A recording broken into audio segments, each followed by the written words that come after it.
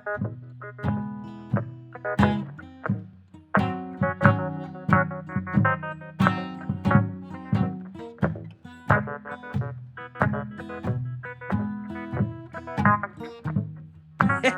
bienvenue au podcast de la semaine! Qu'est-ce que tu regardes? Épisode 83.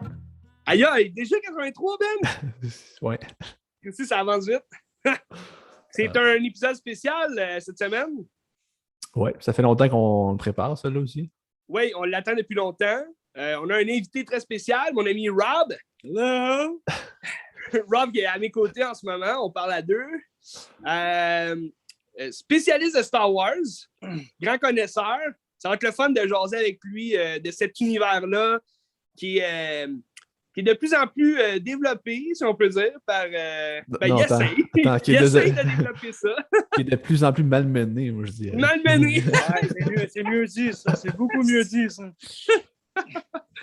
De plus en plus, hein, surtout à cause de Disney+, qui foutent la merde un peu là-dedans, mais on va en jaser plus tard, puis Rob, il titre pour nous dire qu'est-ce qu'il en pense. Je pense que ça va être un gros bloc, là, dans l'émission.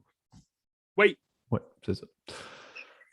Rob, Je suis bien content d'être là aujourd'hui avec vous autres, les boys. Je suis, on est content de te recevoir. Puis je vais essayer de vous suivre, parce que vous avez de la bonne jasette. Puis, je parle peut-être un peu moins, mais gars, je vais essayer de vous suivre. Fait que... L'important, c'est l'écoute. Fait que, ben moi, cette semaine, j'ai vu un film, fait que je peux commencer avec ça pour débuter, pour passer à Star Wars après ça en large. Oui, certainement. Puis ça a un petit lien quand même, hein? Tout est dans tout, comme on dit tout le temps. Ça a un petit... Mettons, là, mettons que c'est un petit lien, mais pas tant. Puis c'est un film que j'ai parlé déjà la semaine passée, que j'allais voir, j'étais très excité. C'est Viking de Stéphane Lafleur. Tu vas-tu aller le voir ou tu iras pas le voir? Ben, je suis vraiment intéressé. C'est juste, je regarde mes options quand est-ce que je peux aller le voir. Mais il joue près de chez moi. Fait que s'il est là pour un petit bout, je vais sûrement sauter sur l'occasion. C'est sûr que avant de voir Viking, j'aimerais ça aller voir Amsterdam, qui est le nouveau film de David O. Russell. Les critiques sont assez ordinaires. Hein. Pardon? Les critiques sont assez ordinaires de Amsterdam. Ordinaire, c'est ça que j'ai vu aussi, mais tu me connais, Ben, j'écoute jamais les critiques, je suis un rebelle. Fait que j'aime ça faire mon propre opinion, tu sais,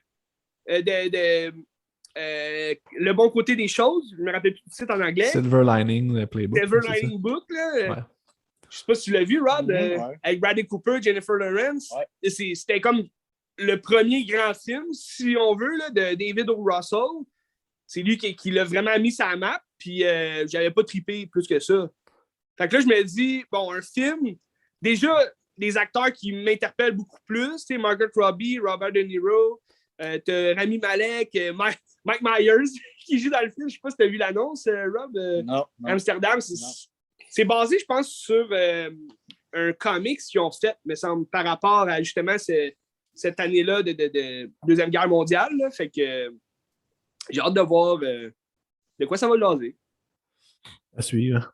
C'est à suivre en tabarouette. Prochain justement, j'ai vu la bande-annonce d'Amsterdam quand j'étais allé voir Viking de Stéphane Lafleur. Puis, ben écoute, je te suggère à tout le monde fortement Viking parce que c'était excellent. Stéphane Lafleur, c'est mon réalisateur préféré. Mon cinéaste préféré. Je trouve que c'est génial. Tout ce qu'il fait, c'est génial. Puis, si t'aimes le genre de Stéphane Lafleur, tu vas aimer ça. Puis, je pense que c'est pas si inaccessible que ça. C'est des films qui sont contemplatifs puis ils n'ont pas d'action, mais c'est drôle. C'est pas de l'humour à se taper ses cuisses, mais moi, j'ai vraiment ri par bout. Puis, je sais pas, Rob, tu sais quoi un peu, Viking? Non, zéro. Mais dans le fond, l'histoire, c'est un gars qui rêvait d'être astronaute. Okay. Puis là, il est engagé par la firme Viking qui embauche des faux astronautes pour répliquer ce qui se passe avec les astronautes qui s'en vont sur Mars. Puis ceux qui vont sur Mars, ils ont comme une chicane interpersonnelle. Fait que là, ils reproduisent les scènes, je pense que ça se passe au Utah, quelque chose comme ça, pour essayer de régler les conflits qu'il y a en haut. Fait qu'il joue le rôle de l'autre personne. Puis t'as comme Denis Hull qui joue le rôle d'Elisabeth. Parce qu'il y a le profil psychologique pareil comme Elisabeth. Fait qu'ils ont dit, regarde, tout est Elisabeth. Puis là, c'est comme, il faut qu'elle annonce qu'il est enceinte un moment donné. Je trouve, c'est absolument génial. Là, ben déjà, comme on s'en parlait, la prémisse est quand même intéressante. T'sais. Je trouve ça plus, admettons, plus innovateur, si je peux dire, plus intéressant comme prémisse que, admettons, tu dors Nicole, que tu suis une fille qui se fout rien de son été. T'sais. Ben vois-tu, justement, par rapport à ça, Ouais. C'est le premier film des 4 films de Stéphane Lafleur où est-ce que le protagoniste, il a vraiment un objectif. Okay. Parce que dans ces 3 autres avant, ben, c'était quelqu'un qui errait, puis il savait pas trop ce qu'il faisait, puis comme il subissait un peu son quotidien. Même s'il n'y avait pas d'enjeu vraiment, là, c'était juste l'amorosité de la vie. Tandis que là, il veut être astronaute, puis c'est comme, il est chef de mission, puis il veut vraiment comme que ça fonctionne. Puis à un moment donné, même il vire sur le top, puis t'as une scène pareille comme dans The Shining, où est-ce qu'il est enfermé dans le congélateur, ou je sais pas trop. C'est quoi, où est-ce qu'il est enfermé un moment donné dans Jack Nicholson?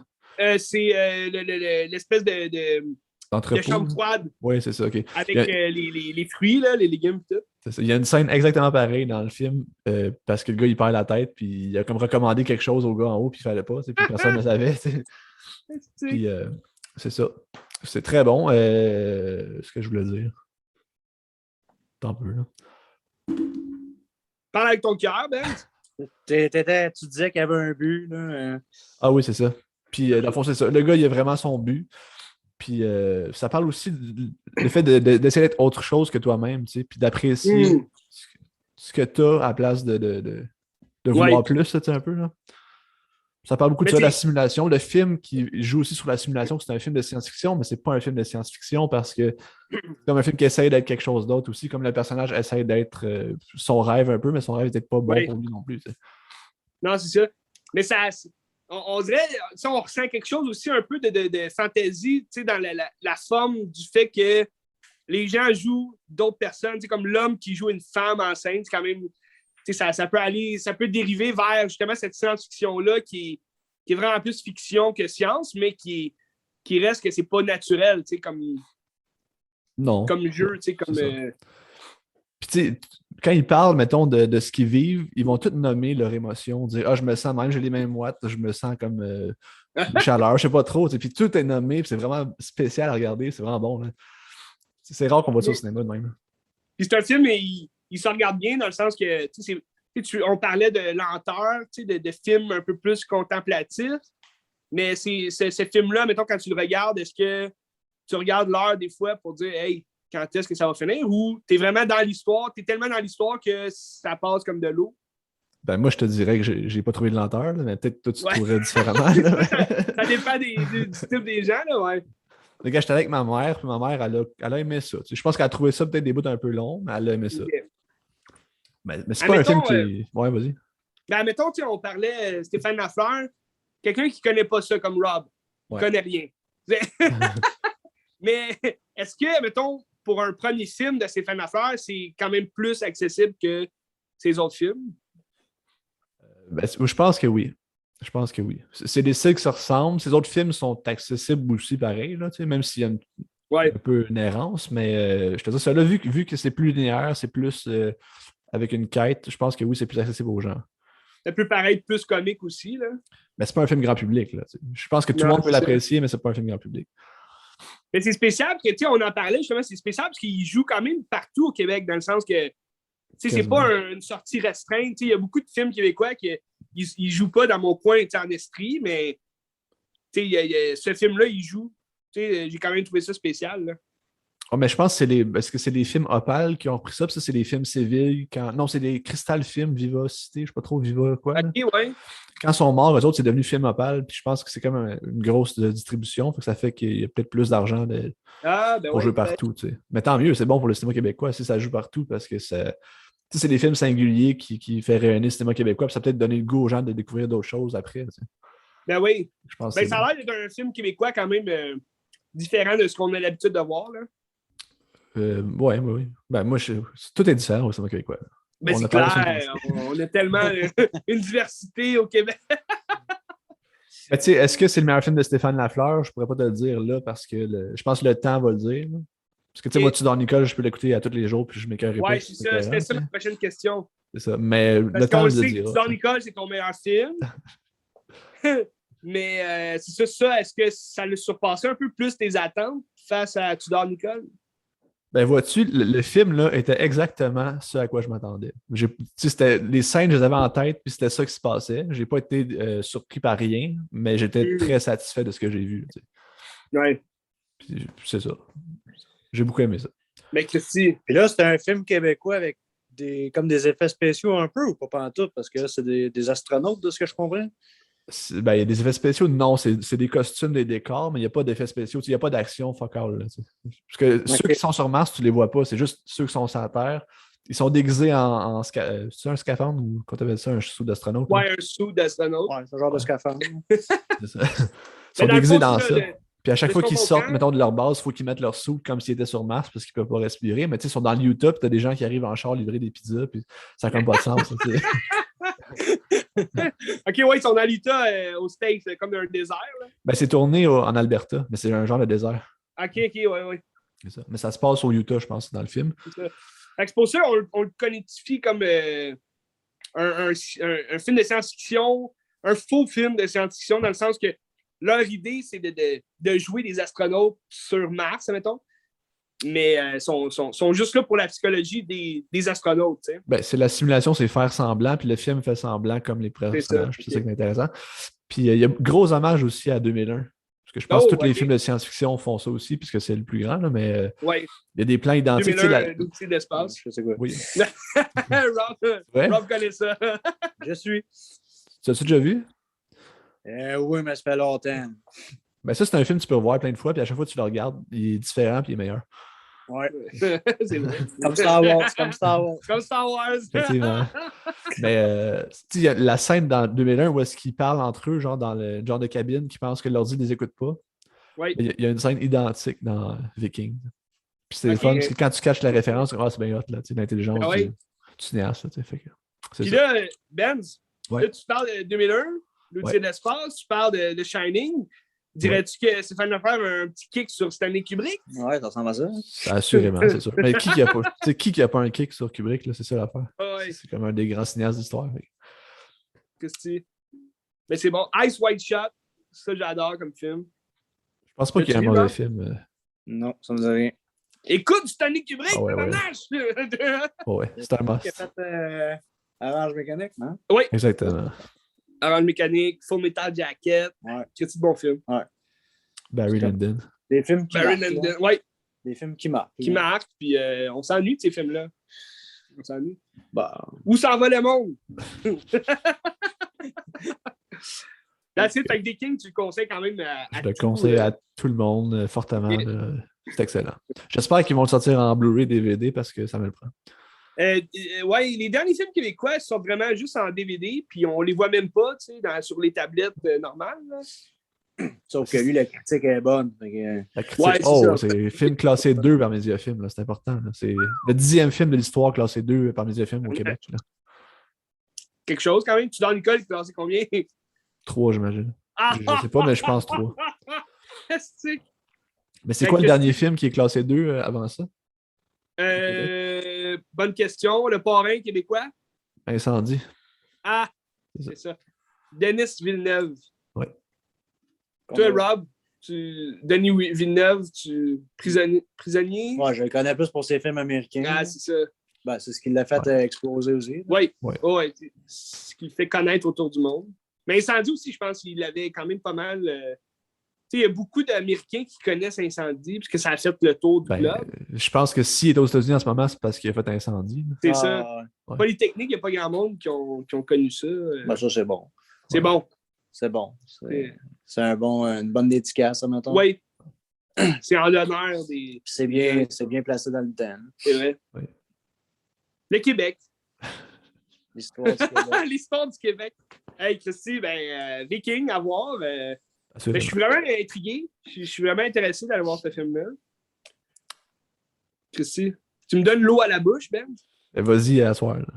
Oui, je vais voir ça. C'est-tu le genre de film que ça vaut la peine? Parce que moi, c'est tout à ça ma question. Ça vaut-tu la peine? Je demande tout à ça à Joe. Ça vaut-tu la peine d'aller le voir absolument au cinéma ou pas? Tu peux-tu attendre que le DVD sorte et tu vas être comblé? Ou... Moi, je te dirais, va le voir au cinéma parce que les images sont extraordinaires. La photo est malade, puis tout est beau, les couleurs sont belles. Je te dirais, oui, va au cinéma. OK. Fait que la portion du spectacle, c'est quand même important dans ce cas-là. Oui. C'est souvent ça que je dis à Rob. Je dis, moi, j'aime on s'en est déjà parlé. Le cinéma, c'est le spectacle. C'est ça qui est important au grand écran. C'est pour ça aussi qu'il y a beaucoup de films Netflix que même si c'est un bon film, je suis pas capable d'aimer ça parce que je trouve ça plate. J'ai tout ce qu'il faut dans mon salon, mais on dirait que j'ai comme pas j'ai comme pas l'intérêt de regarder un nouveau film sur ma TV, tu sais. Ou genre de la vieille cochonnerie comme Obi-Wan. Là. Oui. Ah oui! Ça, c'est un bon pont. On passe maintenant au gros bloc de la semaine. Star Wars, l'univers de Star Wars. Principalement parler de t'avais-tu fini Viking, hein? Ouais, j'ai fini, c'est correct. Parce que là, on va être parti. On va être parti pour un bout. Je suis prêt à partir. Star Wars. Fait que là, Star Wars, toi, ça part de où, maintenant? Tu connais Star Wars ou pas pantoute? Ah oui, j'ai essayé toutes les Star Wars, puis j'aime ça, là. T'as commencé quand même à t'intéresser il y a quelques années, hein? Non, moi, depuis que je suis tout petit, j'ai les ai en cassette, puis j'ai écouté ça depuis que je suis tout petit, ouais. OK, tu jouais-tu au Jedi quand tu étais jeune? Ben oui, j'avais mon sable laser, tu peux rentrer, puis j'avais plein de figurines Star Wars aussi quand j'étais jeune, j'ai une grosse boîte de figurines Star Wars, ouais. T'avais-tu un masque d'Obi-Wan? Tu sais, les masques en plastique, non, ça faisait peur aussi. That's it. Ouais, fait que je pense qu'on a tout pas mal l'enfance de Star Wars, l'intérêt vers ça. Moi, ça a vraiment parti plus tard, là, parce que moi, ce qui m'avait marqué dans Star Wars, c'est vraiment tous les détails, les précisions dans les histoires, puis la façon que George Lucas avait fait ses films. Tu sais, lui, il avait vraiment eu l'idée pour les 6 films, mais il savait que les 3 premiers, visuellement parlant, c'était impossible de les faire dans les années 70. Fait qu'il avait comme divisé ça en 2 blocs, puis il avait décidé de partir avec le 4, qui est comme ce qui a tout commencé. A New Hope. Puis moi, c'est vraiment ça qui m'impressionne le plus dans Star Wars, puis c'est ce que j'aime pas présentement, c'est qu'on se crisse des détails, puis on détruit tout ça. Ouais. Fait que... Il essaye de rendre hommage en utilisant le concept, mais... Ouais. Mais moi, je ne crois pas beaucoup que tu construis une histoire, tu suis ton histoire, tu as un timeline, tu as un plan. Marvel avait fait pareil, là, ils ne le font plus, là, mais avec le MCU. Ouais. C'est ce qu'il avait fait, puis ce qui avait fait que ça fonctionnait. Écoute, moi, par contre, à ma défense, j'ai jamais aimé Star Wars depuis que je suis petit. Moi, j'ai commencé, j'étais au secondaire à peu près. Puis, comme j'ai déjà expliqué à Joe, je les avais vus comme un peu comme toutes dépareillés, mais pas un à la suite de l'autre. Puis c'est quand il avait sorti le Blu-ray remasterisé, les 6 films remasterisés. George Lucas, il les a retravaillés pour qu'ils suivent tout un après l'autre. Là, je tombais en amour par-dessus la tête avec ça. Je dois les avoir écoutés à peu près 20 fois chaque. Ouais. Sans joke. Mais c'est bon parce qu'avec la remasterisation, tu sais, admettons, le dernier, le dernier, c'est plus le dernier aujourd'hui, mais l'épisode 6, à la fin, quand la bataille est finie, on va spoiler un peu. Désolé. Un film des années 80. Mais quand Luke, c'est la fête, puis. Tu t'en vas sur Anakin. C'est ça. Oh, ouais, puis, c'est vrai. Il regarde, puis il voit des fantômes, dans la version originale. Moi, j'ai dit en VHS. La version originale, c'est qu'il voit Darth Vader, il voit son père avec Obi-Wan, puis le petit Yoda, mais il voit Darth Vader en habit, sans son masque un peu laid. Sauf que là, dans la version remasterisée, tu vois le jeune Anakin, joué par Hayden Christensen, qu'on connaît de Revenge of the Sith, avec ses cheveux un peu longs. Fait que, ça crée un lien un peu plus avec les prequels, t'sais. Ouais, puis dans la version remasterisée, ben, tu as tous les effets des sabres laser qui avaient été faits dans les années 70 et 77, je crois, le premier Star Wars. Ouais. Bon, ben, que, visuellement, ça paraît aujourd'hui, je ne dis pas que c'est atroce. En fait, ça fait partie de l'histoire du cinéma, selon moi, mais ils ont tous été remasterisés pour que quand tu les écoutes un après l'autre, ça ne passe pas comme une espèce de clash entre le 3 et le 4. Mais tu sais, si tu as découvert les Star Wars... vas-y. Ouais, non, je disais juste l'original, les épées, tu voyais que c'était comme des baguettes, puis il y avait mis comme une espèce de halo autour, de couleurs. Puis, justement, dans le 6, le sable de Luke, il est vert, mais je pense qu'il était censé être bleu. Ouais. Ça a comme juste mal sorti à l'effet visuel là, quand le film est sorti. Fait ils ont dit, il va être vert, puis c'est tout.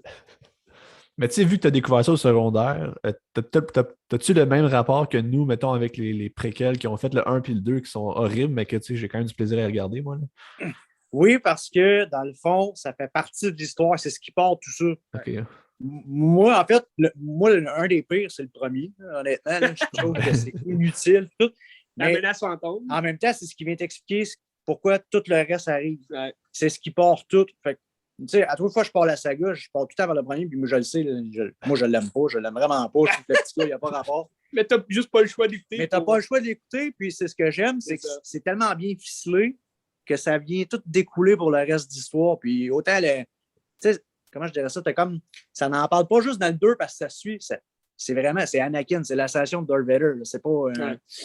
Fait que, non, j'ai pas. Puis tu sais, oui, j'ai parti au secondaire, mais comment je dirais ça? J'ai vraiment tombé en amour avec chaque personnage. Il n'y a pas un personnage que je connais pas puis que j'ai pas cherché à savoir un peu plus sur lui parce que je trouve que tous les personnages sont tellement bien pensés. C'est ça. C'est clair, hein? Mais tu sais, comme moi, c'est ça. Moi, comme je disais à Rob tantôt, tu sais, c'est. Moi, j'écoutais ça quand j'étais jeune. Mes grands-parents avaient les VHS. J'écoutais les vieux. On comprenait rien, mais on est jeunes et on aime ça. Les Chevaliers Jedi. C'est vraiment c'est une histoire épique. C'est une aventure de chevalier. Fait que dans l'espace, c'est quand même fou. Puis, mais quand j'étais plus jeune, c'est vraiment l'épisode 3 qui est sorti en 2005. Que là, je suis allé le voir au cinéma avec mes frères et des voisins. Puis, après ça, on jouait dans ma cour. On avait des bâtons de bois. Puis, on jouait vraiment à Star Wars. Puis, c'est vraiment là, l'épisode 3 qui m'a fait comme tomber en amour avec justement les prequels que j'avais déjà vus avant. Là, le 1, le 2, on les avait déjà loués. J'ai pas le souvenir de les avoir vus au cinéma, mais c'est vraiment le 3, après la sortie du cinéma, que je me suis dit, aïe, c'est malade Star Wars, j'adore ça. Mais tu sais, le 1, dire ça, Ben. Qu'est-ce qui est plate avec le 1, c'est que c'est le pire film, mais c'est peut-être la meilleure musique puis le meilleur combat aussi. C'est ça qui est dommage. Là, ouais, mais ce qui est dommage aussi dans le 1, c'est ce qu'ils ont fait avec Darth Maul. Parce que c'est un des plus grands vilains. Puis si tu n'as pas écouté les Clone Wars puis les Rebelles, ben, tu n'as pas eu la chance de connaître c'est qui Darth Maul. Mais ce gars-là est complètement insane. C'est épique. Puis son histoire à ce gars-là, dans l'univers Star Wars, dans l'influence du retour de la Force, dans l'équilibre de la Force, c'est plus qu'important. Là. Ça fait partie de tout ça. Mais quand tu écoutes le 1, le petit combat à la fin, oui, c'est un beau combat, mais je veux dire. C'est la scène la plus comme une des scènes des prequels la plus enregistrée dans nos têtes. Il se fait couper en deux littéralement. Oui, là, mais quand tu prends conscience du film, Darth Maul, on ne voit quasiment pas. Non, c'est ça. Il est dans le 3 scènes. Dans 3 scènes, dont un des combats les plus épiques. Oui, c'est ça. C'est vrai. Mais tu sais, moi j'aimais aussi le premier épisode, j'aime Qui-Gon. Je l'adore, Qui-Gon, puis j'aimais le vert. Fait que son sable laser qui est vert, je l'adore. Puis, mais je trouvais que c'était vraiment, c'est vraiment la représentation, parce que je sais que George Lucas, c'est des chevaliers Jedi, mais il s'est beaucoup instruit dans l'art japonais aussi, là, dans les combats japonais. Puis Qui-Gon, je le vois vraiment comme un sensei, japonais. Je sais pas, c'est ses cheveux peut-être, là, ou la forme de barbe, comment il est, mais il a l'air vraiment d'un maître japonais, des arts martiaux, puis on ressent vraiment l'essence. Comme Ra's al Ghul, c'est ça que tu dis? Un peu, Ra's al Ghul. Batman. Mais tu vois-tu, Qui-Gon, moi je le vois comme le personnage principal dans Crouching Tiger, Hidden Dragon. Ouais. Je trouve qu'il est pareil. So Young Fat, là, ouais. Ouais, c'est ça.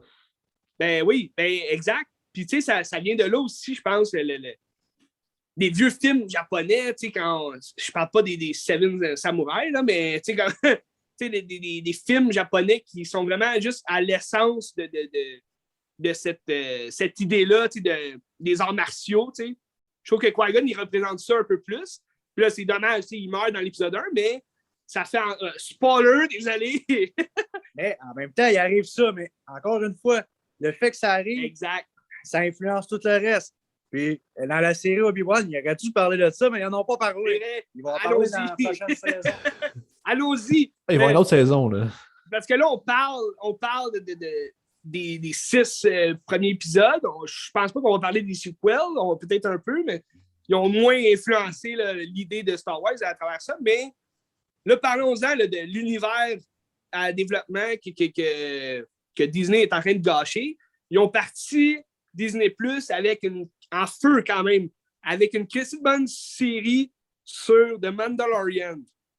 On l'a tout écouté ici, les 2 saisons. J'ai hâte à la 3e. Parlez-moi de ça. Vas-y, Rob. Ben, mettons, moi, The Mandalorian, ça a vraiment parti fort parce que c'était c'était une série Star Wars qui respectait les genres de thématiques Star Wars avec un nouveau personnage, les Mandalorians qu'on connaissait beaucoup, beaucoup à cause de Rebels, entre autres. OK, une petite pause. Toi, Ben, as-tu écouté Clone Wars, Rebels? Non, j'ai pas vu les dessins animés. OK, Ben, tu as droit d'écouter ça. Tu as droit d'écouter ça pour plein de raisons. Premièrement, ça explique qu'est-ce qui se passe entre le 2 et le 3. Okay. Déjà en partant, parce que la guerre des clones... Clone Wars, c'est ça. C'est entre le 2 et le 3. Là, Puis c'est juste excellent. Puis quand je disais l'ascension de Darth Maul, ça en fait partie. Puis après ça, Rebels, c'est ce qui se passe entre le 3 puis le 4. Ouais.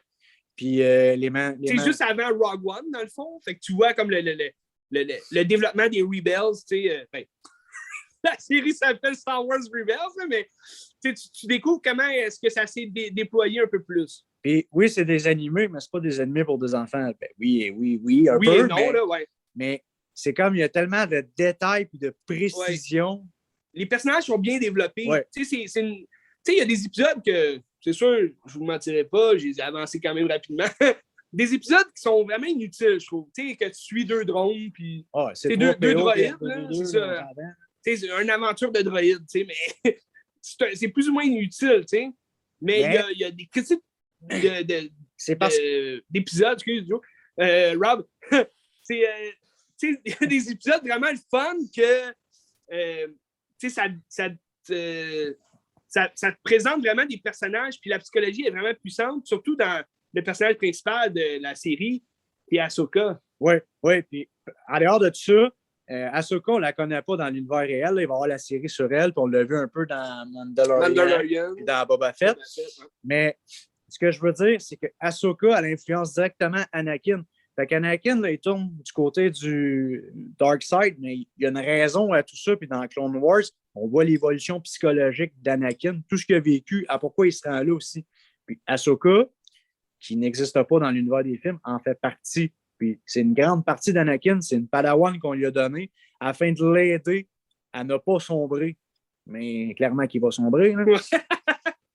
Parce que c'est une série qui se passe entre le 2 et le 3, mais dans le 3, on parle zéro d'Ahsoka. Non, zéro, c'est comme ça n'aurait jamais existé. C'est ça, c'est vraiment comme à part, tu sais. Oui, puis pourtant, moi, mon Jedi préféré, c'est Ahsoka. J'en ai pas d'autres, c'est elle. Et c'est pas Anakin, c'est pas Yoda, c'est pas whatever, c'est Ahsoka. C'est trop important, ce personnage-là. De où, pourquoi j'espère qu'ils vont aller dans la bonne direction. Es-tu optimiste, là? La crainte qu'on a. En fait, il n'y a pas grand-chose que Disney fait que j'apprécie. En fait, The Mandalorian, tout ça pour venir à Mandalorian. Dans Rebels, on voit des Mandalorians pas mal. Dans Clone Wars aussi. C'est des guerriers super puissants. Oui.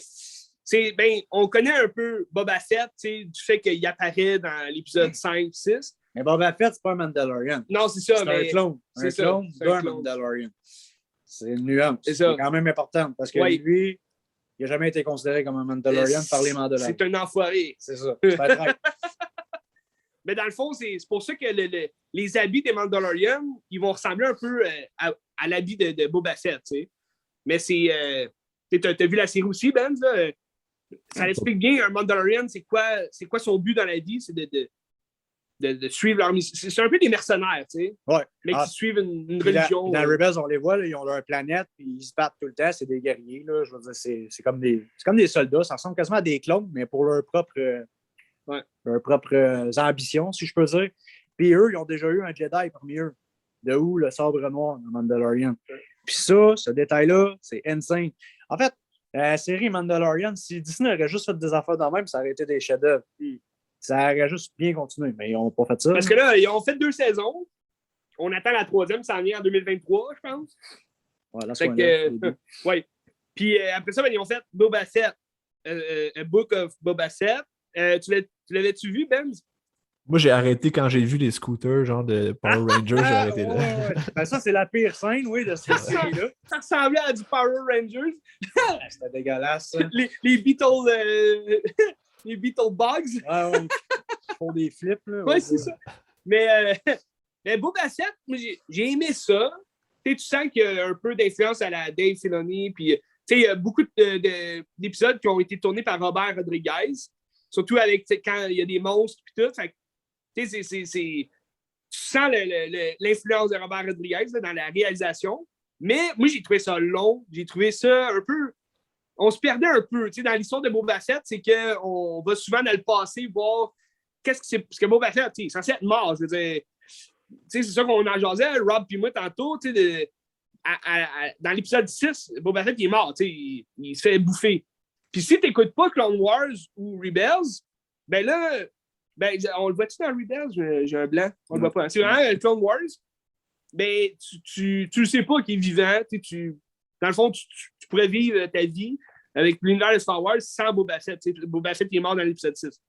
Mais là, qu'ils le remettent justement en série, ça fait un bout là, qui parle de faire des films, un film dans le fond sur Boba Fett. Je pense que ça a peut-être été utile, mais là, avec Disney+, c'est sûr qu'ils se donnent l'occasion de faire des séries sur n'importe quoi. Puis tout. On en parlera tantôt, mais Boba Fett, c'est que je trouve mélangeant. On repart tout le temps dans le passé, voir qu'est-ce qui s'est passé après comment son aventure a fini à l'épisode 6. Puis on revient tout le temps au présent, qui est après l'épisode 2 de Mandalorian. Fait que là, c'est un peu, parce qu'on le voit à la Mandalorian saison 2, avec Ahsoka, tout le kit. Puis, puis là, dans Boba Fett, à la fin, dans l'épisode 9, je trouve que c'est Mandalorian qui revient, puis ça vole le show. Ça devient quasiment juste une série Mandalorian. Mais c'est bon. Ça commence à être bon là. T'sais. Parce que c'est vrai que les bouts dans Boba Fett, où est-ce que tu es avec les hommes des sables, c'est fucking trop long, puis on s'en fout. Oui, c'est ça. Ça veut un peu... ça veut un peu... revenir avec... Parce que ces hommes des sables-là, on les voit dans les épisodes, les originaux, dans le fond, là, avec Luke Skywalker. Tout. Fait que ça veut un peu revenir en arrière, puis je trouve ça long, puis c'est comme un peu... Ça se veut nostalgique, mais moi, j'ai pas rien ressenti. Toi, Rob? Moi, Boba Fett, je suis un petit peu plus positif dans ce projet-là, d'abord de Disney. Oui, là, il y a le Mandalorian qui vient voler le show à la fin, puis c'est vraiment plus épique. La seule affaire que j'apprécie, c'est qu'ils n'en ont pas trop fait. Ils ont voulu comme donner un peu, genre, un retour de Boba Fett sans en mettre trop, puis en gardant un rythme Star Wars, ce que j'aime pas, mettons, des derniers films. Star Wars, là, c'est pas une course, c'est un marathon. Quand tu écoutes Star Wars, tu veux vraiment apprécier, tu veux voir les détails, tu veux voir la qualité de comment c'est filmé, les plans de scène, des choses comme ça. C'est pas obligé d'être la grosse action. Le développement des personnages, c'est ça qui est important aussi. Boba Fett, il revient, ça amène à rien à l'histoire, mais en même temps, ça ne change rien. Fait que ça, moi, je suis prêt à vivre avec ça. Parce que ça vient pas tout nuire au reste. Qu'il soit mort ou qu'il soit vivant, au bout de la ligne, pour vrai, je m'en foutais parce que ça change rien à l'histoire, mais la façon que ça finit, ça change toujours rien à l'histoire. Fait que rendu là, moi, ça apporte rien. Ouais. Est-ce que c'est une nécessité de l'écouter? Je dirais non. Est-ce que c'est mauvais de l'écouter? Je dirais non. En fait, c'est une nécessité pour The Mandalorian. C'est ça. Ça a été un peu mal fait pour ça. Puis moi aussi, ce que j'apprécie, par contre, c'est qu'on voit pour la première fois, à part si tu as écouté Clone Wars, on voit Boba Fett, vraiment, c'est qui. Parce que dans mettons, le 5-6, on le voit, Boba Fett, puis c'est un chasseur de primes, puis c'est comme c'est une sommité. C'est justement ça, tu sais, dans les 6 premiers films, Boba Fett a genre 3 scènes. Hein. Ouais, c'est un personnage mythique pareil, mais pourquoi? Exactement. Et moi, là, c'est ça que je déplore. Parce que dans l'épisode 2, on le voit tout jeune. C'est comme un clone de. Son père, c'est le même acteur qui joue les deux, c'est le fun, mais Boba Fett, c'était comme le clone de Jango Fett, mais c'était comme son père, son fils. Fait que c'est spécial quand même. Puis ce qui rend des fois des personnages mythiques, c'est de ne pas les connaître. Tu sais, quand Vader, il demande à Boba Fett de l'aide là, pour aller chercher... c'est Luke qui cherche? C'est Luke, ouais. Bon, mais quand il cherche Luke, il demande à Boba Fett, on sait même pas c'est qui, mais pour que Vader te demande genre de l'aide, c'est parce que t'es quelqu'un, tu comprends? C'est pour ça que je t'ai dit que moi, l'histoire, bon, il est vivant, il a survécu au monstre, là, que je m'en rappelle plus son nom. Le Chinois. Ouais, quelque chose du genre, là. Puis, OK, juste de sauver à ça, c'est mythique, whatever, il est encore vivant. Mais après ça, il prend la place de Jabba. Et tout ça, c'est OK, c'est mythique, good, il contrôle Tatooine, mais il amène rien à l'histoire. Là. Je veux dire, ça ne changera pas. C'est ça, ça ne changera pas le monde. T'écoutes pas ça, t'écoutes ça, ça ne changera rien. Ouais, je doute qu'il y ait une deuxième saison, mais tout est possible avec Disney+. Ouais. Parce que là, ça finit, puis tu le sais qu'il va y avoir une saison 3 de Mandalorian, fait que sûrement qu'ils vont refaire équipe. Tu vas sûrement le revoir dans Mandalorian. Mais c'est ça que je trouve, comme tu disais, ça vient un peu gâcher le fait que Mandalorian arrive à la fin parce que ça y vole le show, apparemment. Puis, ça fait en sorte que là, t'es obligé d'écouter Boba Fett pour savoir qu'est-ce qui va devenir de Grogu puis de Mandalorian. Et t'écoutes Boba Fett, puis genre la scène, là, ce que Mandalorian, il se bat, là, est genre plus épique que toute la, saison que tu vas écouter, là. Même le combat de la fin, là, où il vole dans les airs. Oui. Genre, ça n'a rien à voir avec le combat à l'épée. Je sais pas comment dire. Là. Que tu dois mériter l'épée. C'est ça, le sable noir. Là. Le sable noir. Là. Fait que... C'est spécial, mais regarde. Mais toi, Ben, t'as écouté la fin ou... Non, je ne sais pas vu. J'ai arrêté au scooter. Ça m'a fait chier. Au scooter. Les Beetlebugs. T'as arrêté au scooter? Ouais, ça m'a fait chier. Fantastique. Ouais, ben là, à ce moment-là, je te dirais, je vais forcer parce que. C'est comme des cyborgs, là. Ils ont genre des modifications robotiques. Ouais, ça avait l'air vraiment, comme tu dis, des Power Rangers. Là, ça n'avait pas rapport ça, ils l'ont échappé. Là, mais je me suis dit, bon, je vais continuer parce que je savais qu'on risquait d'en parler aujourd'hui. Ouais. Parce que c'est ça, Rob, quand il a su qu'on l'invitait au podcast, un honneur d'ailleurs d'être reçu à Qu'est-ce que tu regardes, mais il s'est clenché quand même. T'avais écouté déjà les 2 saisons de Mandalorian? Oui, ça j'avais écouté. Moi, c'est juste que moi. T'as clenché Boba Fett. Moi, à la base, là, je sais pas, je vais dire ça ici, mais j'étais un anti-Disney. Oh, tabarnak! Il faut dire ça. Je sors les fourches puis les torches. Parce que moi, je trouve que tout ce que Disney touche tourne au vinaigre. C'est à partir d'un moment de la vie. Parce que Disney, c'était bon quand t'étais jeune. Oui, ça, c'était bon parce qu'il y avait leur classique. C'est que Disney, là, c'est comme un gros citron pour le cash. Oui. C'est que pour le cash. Je trouve que la qualité, là, ça paraît. Là, c'est n'importe quoi. Oui. Puis, tu sais, le meilleur exemple, c'est Doctor Strange. On te rappelle, on l'avait écouté ensemble. Le nouveau, là. Le nouveau. Mais toi, le premier Doctor Strange, t'as-tu aimé? Ben, correct. C'est pas mon préféré, mais moi, j'ai de la misère à dire. Mettons, quand il commence une histoire, moi, je laisse du temps. Il faut que ça développe. Et Doctor Strange, je l'aime. C'est un héros que j'aime. J'avais aimé le premier. Oui, je pense que j'avais aimé le premier dans ma mémoire. Là. Je ne l'ai pas écouté récemment. Là. Mais quand j'ai écouté le deuxième, là, j'ai compris qu'on était rendu ailleurs avec Disney. Là, parce que c'est tellement affreux. Tu sais, je l'ai écouté avec Joe dans le fond. Et Joe s'est endormi sur le film. C'est la deuxième fois que je le voyais. Puis c'est ça. Et là, moi, je comprenais pas comment elle s'appelle la fille Scarlet Witch. Comment qu'elle faisait pour être plus forte que Thanos, puis genre tout shifter ce monde-là, des multiverses. En tout cas, moi, je sais pas, je trouvais que ça se tenait pas. Puis la façon que ça finit, puis... On va se le dire, à partir de la phase 4, c'était pas grand film. Tu sais, moi, j'ai aimé... Le premier film de la phase 4, c'était Shang-Chi. Tu l'as pas vu, je pense, Rob, mais... Non, je l'ai pas vu parce que je suis plus capable de les écouter. Je écœuré, je trouve que ça se tient pas. Ça n'a pas rapport. Moi, je l'ai toujours dit, là, ce qu'il aurait dû faire, là, c'est prendre 5-10 ans de congé, OK? Ouais. Puis de revenir avec de quoi de nouveau, rendu là, tant qu'à faire n'importe quoi. Ouais. Endgame, là, c'était parfait. Ça finissait. Là, si on revenait avec Spider-Man, je me suis dit, bon, ben, Sony va développer quelque chose, ça ne sera pas Disney, fait qu'on va parler d'autres choses, puis Disney, pendant ce temps-là, va faire autre chose. Ouais. Mais non, ils continuent à faire n'importe quoi. Ils continuent leur business, leur empire. C'est plus un empire. C'est plus un empire. Ils contrôlent trop de choses au cinéma. Fait au final, ça a tout le temps leur touche. C'est pas bon. C'est pas bon. C'est comme on parlait justement le prochain film Marvel qui sort, puis c'est comme le dernier de la phase 4. La phase 4 qui était complètement affreuse. Éternel, j'ai quand même aimé. Mais encore là, quand je l'ai réécouté, puis c'est quand même long. Là, je veux dire. Oui, c'est long. Ça pas c'est bon, mais c'est long. Puis là, le prochain film, c'est Black Panther. Puis déjà là, ce que j'avais la crainte qui arrive, là, on sait que Chadwick Boseman il est décédé. Qu'est-ce qu'il allait faire avec Black Panther? J'avais la crainte, puis on le voit direct dans l'annonce, la nouvelle annonce qu'ils ont sortie, ça va être sa sœur qui va devenir Black Panther, puis ça va devenir, quelque chose qu'on ne veut pas vraiment que ça devienne. Regarde.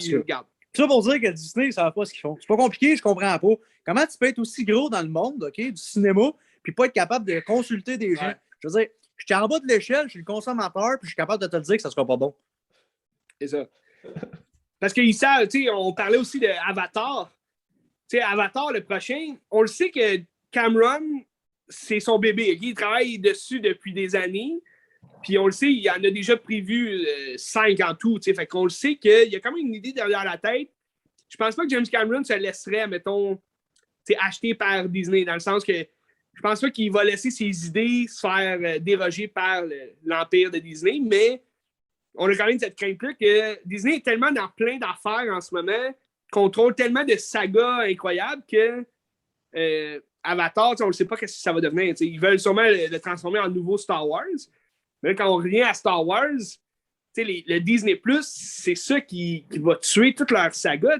Avec Marvel, c'est la même chose. Le She-Hulk. Puis tu sais, comme moi, je dis souvent à Joe, je comprends pas parce que Star Wars, ils ont des romans, ils ont des BD. Il y a déjà un univers étendu qui est bâti, puis qui est viable, puis qui est super bon. Toi, Rob, tu connais pas mal de BD. Oui, j'en ai beaucoup à la maison. J'ai lu des livres. J'ai lu plein d'affaires sur Star Wars, puis ça se tient. Mais George Lucas avait toujours son mot à dire.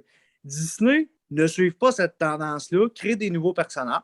OK, crée des nouveaux personnages, mais ils vont n'importe où. N'importe où, alors qu'ils ont déjà le matériel devant eux. Je ne comprends pas pourquoi ils s'obstinent. Puis dans Marvel, c'est pareil, parce que j'ai beaucoup de BD aussi. Puis c'est la même chose. Il y a déjà des histoires décrites, c'est pas compliqué. Tu ouvres un livre, puis tu suis ce qui est écrit, là. Mais ils essayent. L'affaire, c'est que Disney veulent plaire à tous. Exactement. Mais en voulant plaire à tous, ils essayent d'aller dans l'évolution du monde dans lequel on vit, la justice sociale, toutes les couleurs, toute la quête. Puis c'est ça qui va faire en sorte que ça transforme les histoires en quelque chose de plus peut-être réaliste. Si on regarde, mettons, Miss Marvel, j'en parlais justement au podcast quand j'ai fini la série. Puis tu as des épisodes vraiment inutiles que tu suis. La famille, justement, arabe qui s'en va à l'église, puis leur religion, puis tout. C'est beau, c'est le fun. Mais je veux dire, ça n'a pas rapport avec le personnage.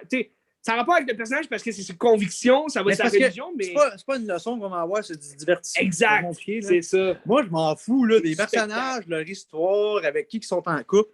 Et je m'en fous, puis même si c'est dans la série, je m'en fous. Je veux juste pas que tu me mettes ça avec un marqueur gras en dessous. Ouais. C'est pas compliqué. Moi, ça m'attire pas. Ça m'attire pas. Mais si tu en parles puis que ça fait juste partie de l'histoire puis ça suit son cours, j'ai aucun problème avec ça. J'ai aucun problème avec ça. Puis là, si on en revient à Obi-Wan, c'est là qu'on s'en va puis c'est là que le bas blesse. C'est là que le bas blesse.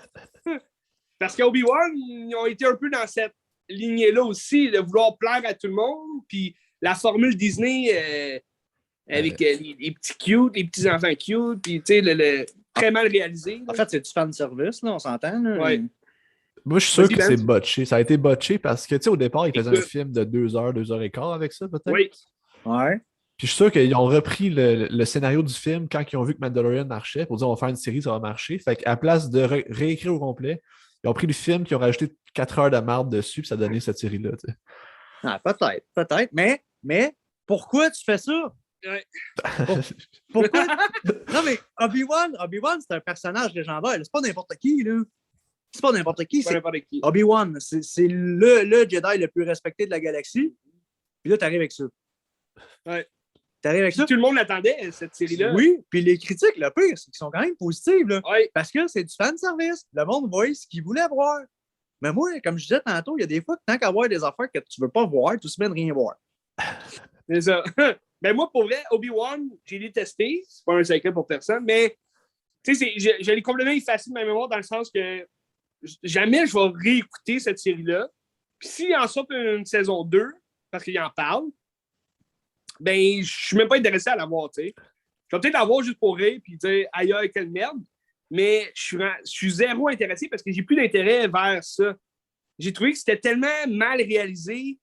On ne comprend pas pourquoi ils ont pu aller chercher Jon Favreau, Dave Filoni qui travaillent dans Star Wars depuis des années et qui ont créé justement Mandalorian puis toute la Rebels, Clone Wars, c'est des masterminds de... Tout ce qui est bon de ça, si tu veux, de l'univers un peu de côté de Star Wars, plus en série, ben c'est eux qui l'ont créé, puis c'est pour ça que les fans veulent voir ça.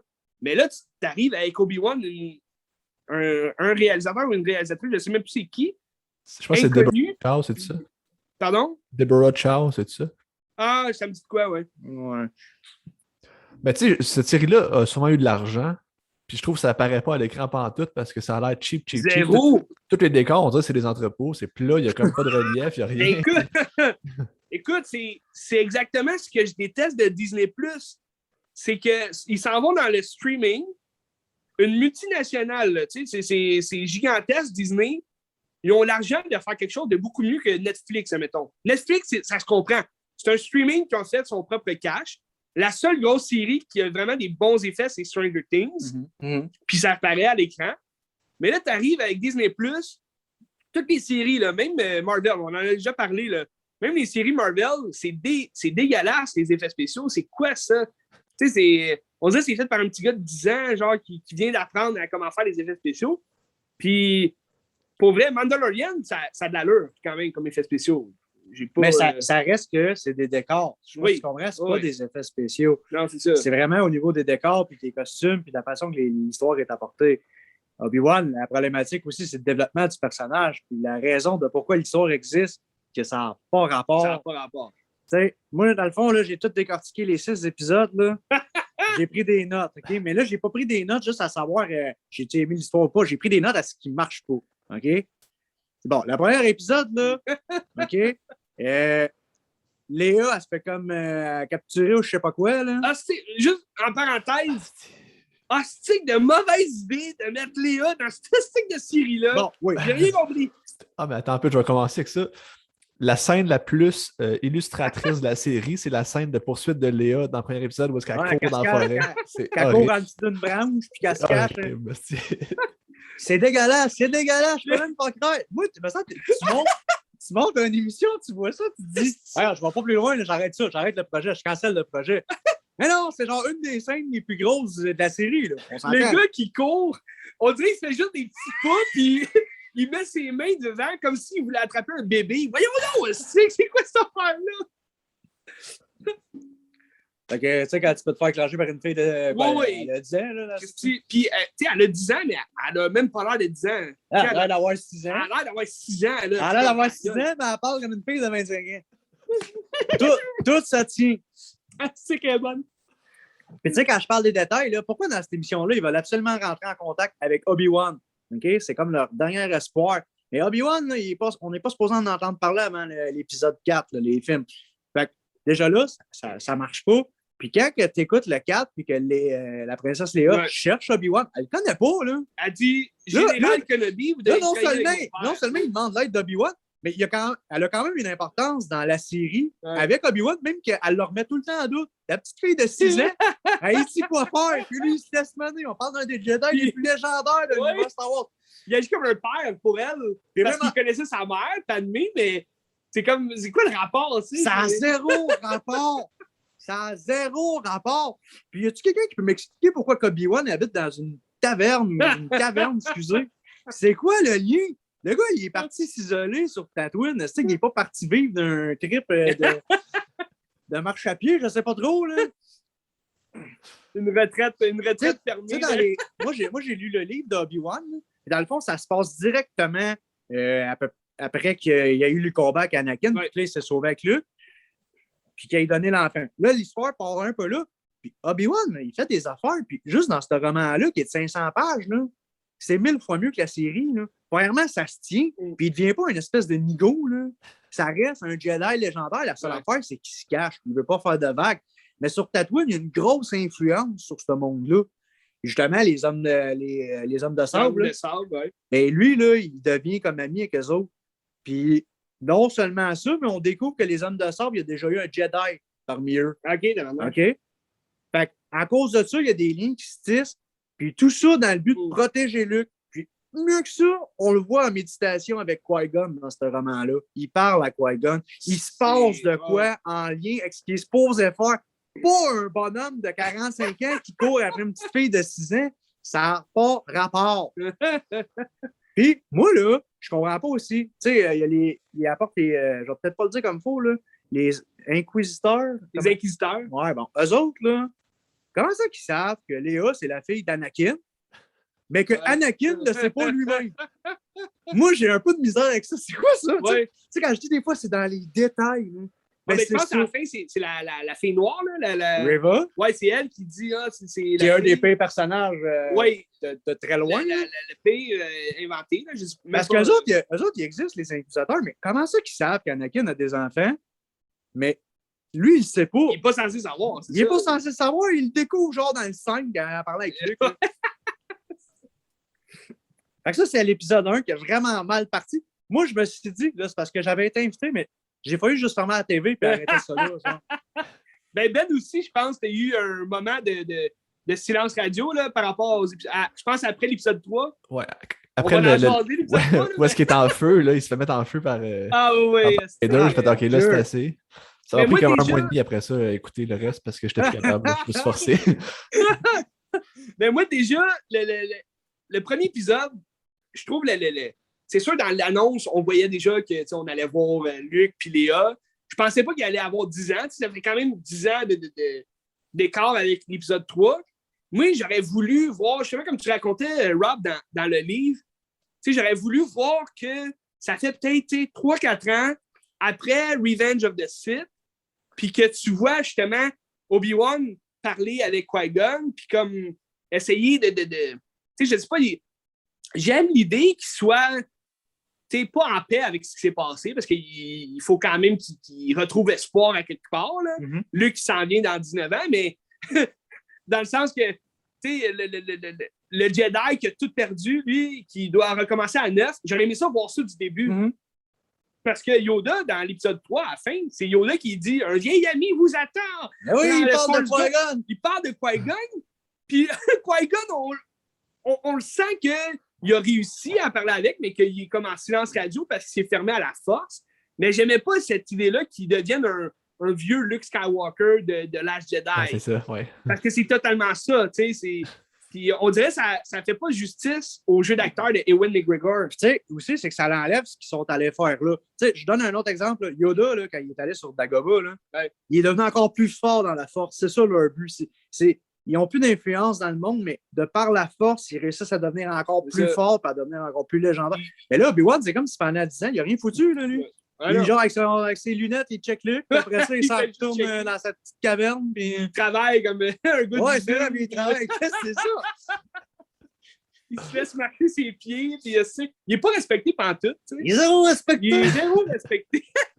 Puis en plus, il perd comme ses pouvoirs. Voyons, tabarnak, c'est ça. Tu sais, la force, là, tu l'as ou tu l'as pas. Puis un autre bon exemple, là, c'est quand tu écoutes le 7e qui est The Force Awakens. Oui. Bon, mais lui, là, Rey, là, a jamais entendu parler de la force de sa vie, là. Puis il est capable d'affronter Kylo Ren et de bloquer son sable laser avec la force.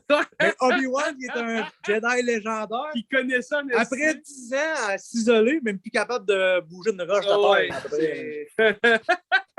Comme s'il avait déjà tout perdu. T'sais. La force, c'est comme du vélo, Ben, tu perds pas ça.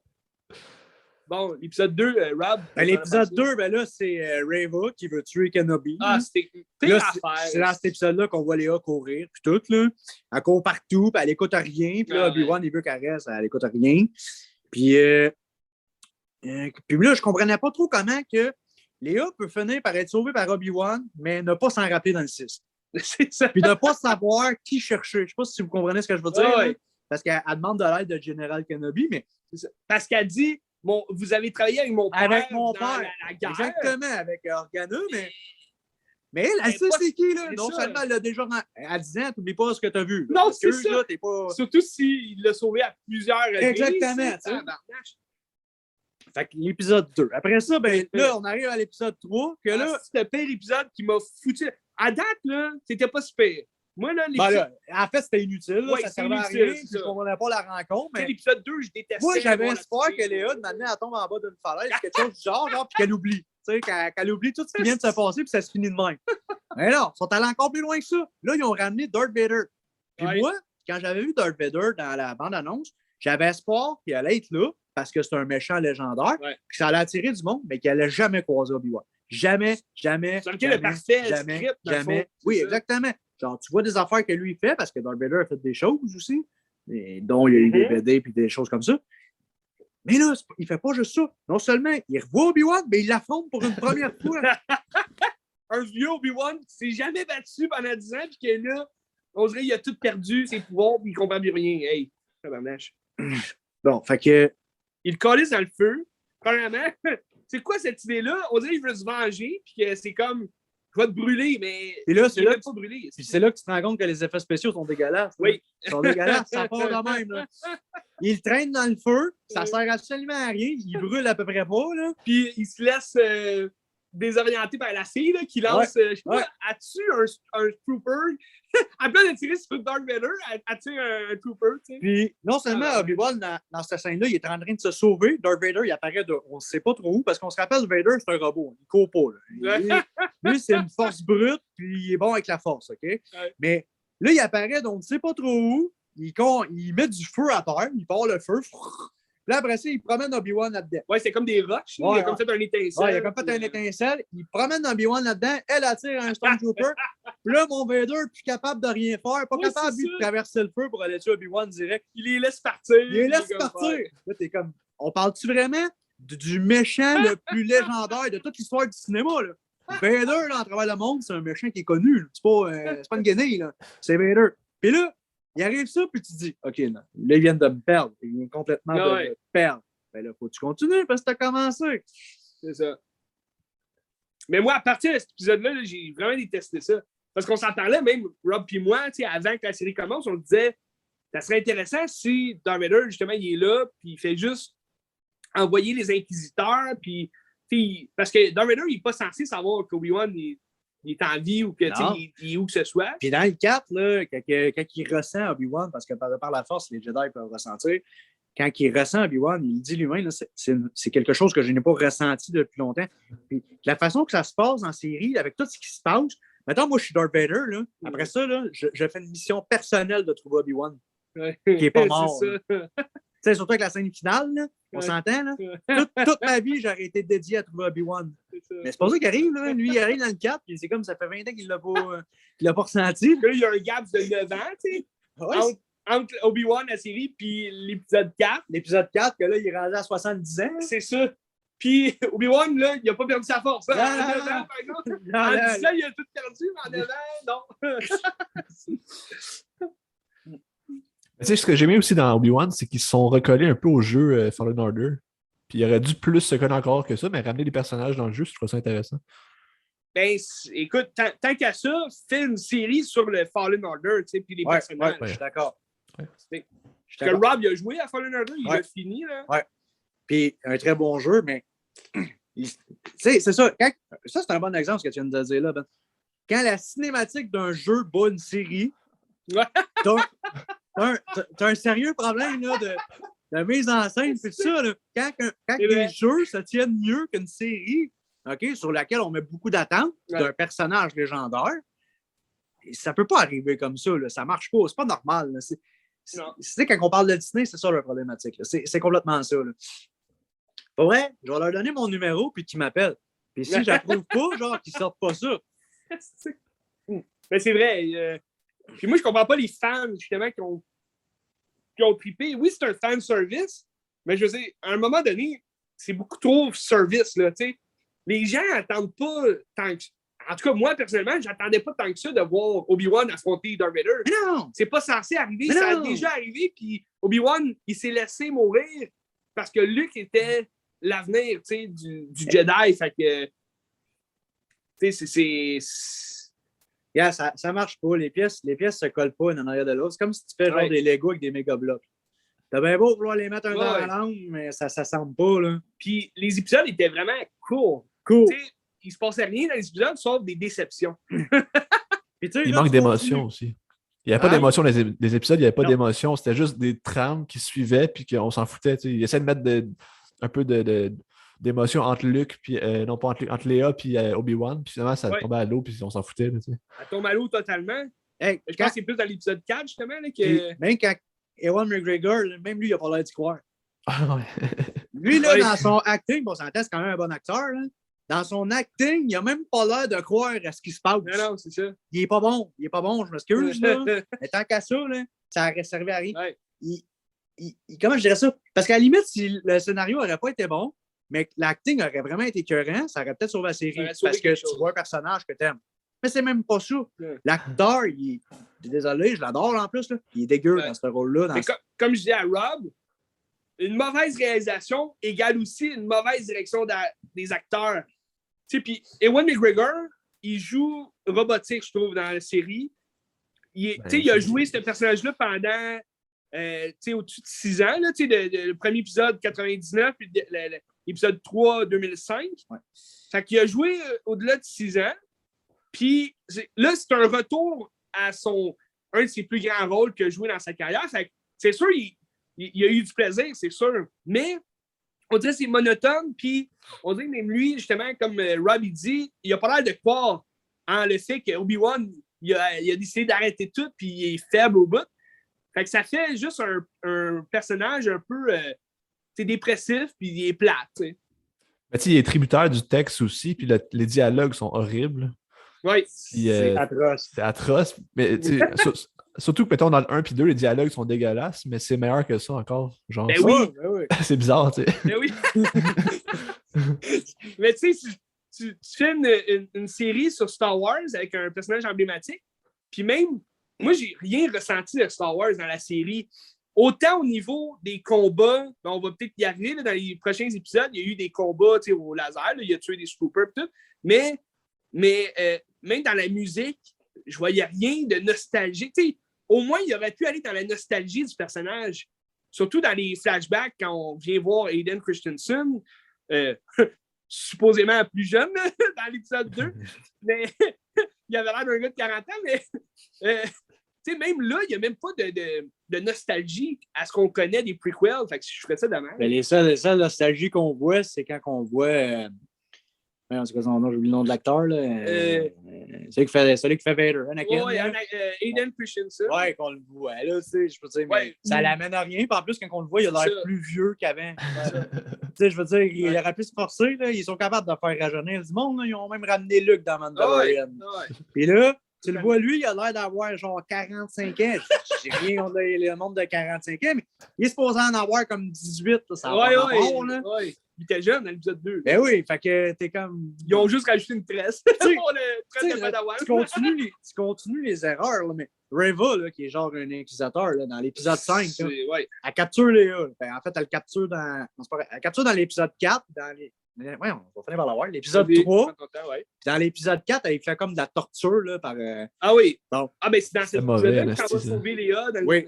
Mais là, moi, là, mon problème, là, c'est qu'elle, là, c'est comme... Elle, c'est pas une Jedi, là, c'est pas une Sith non plus, parce que la règle des Sith, c'est qu'il y en a juste 2, là, fait que c'est comme une servante des Sith. Elle a quand même la force en elle. Comment ça qu'elle la réalise pas, là, quand elle essaie de faire parler Léa, là? C'est parce que Léa, elle a la force en elle.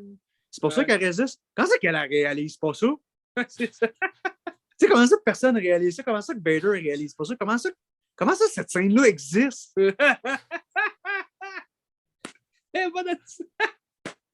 Mais tu sais, avec cet épisode-là, justement, qu'on voit qu'elle a la force, tout.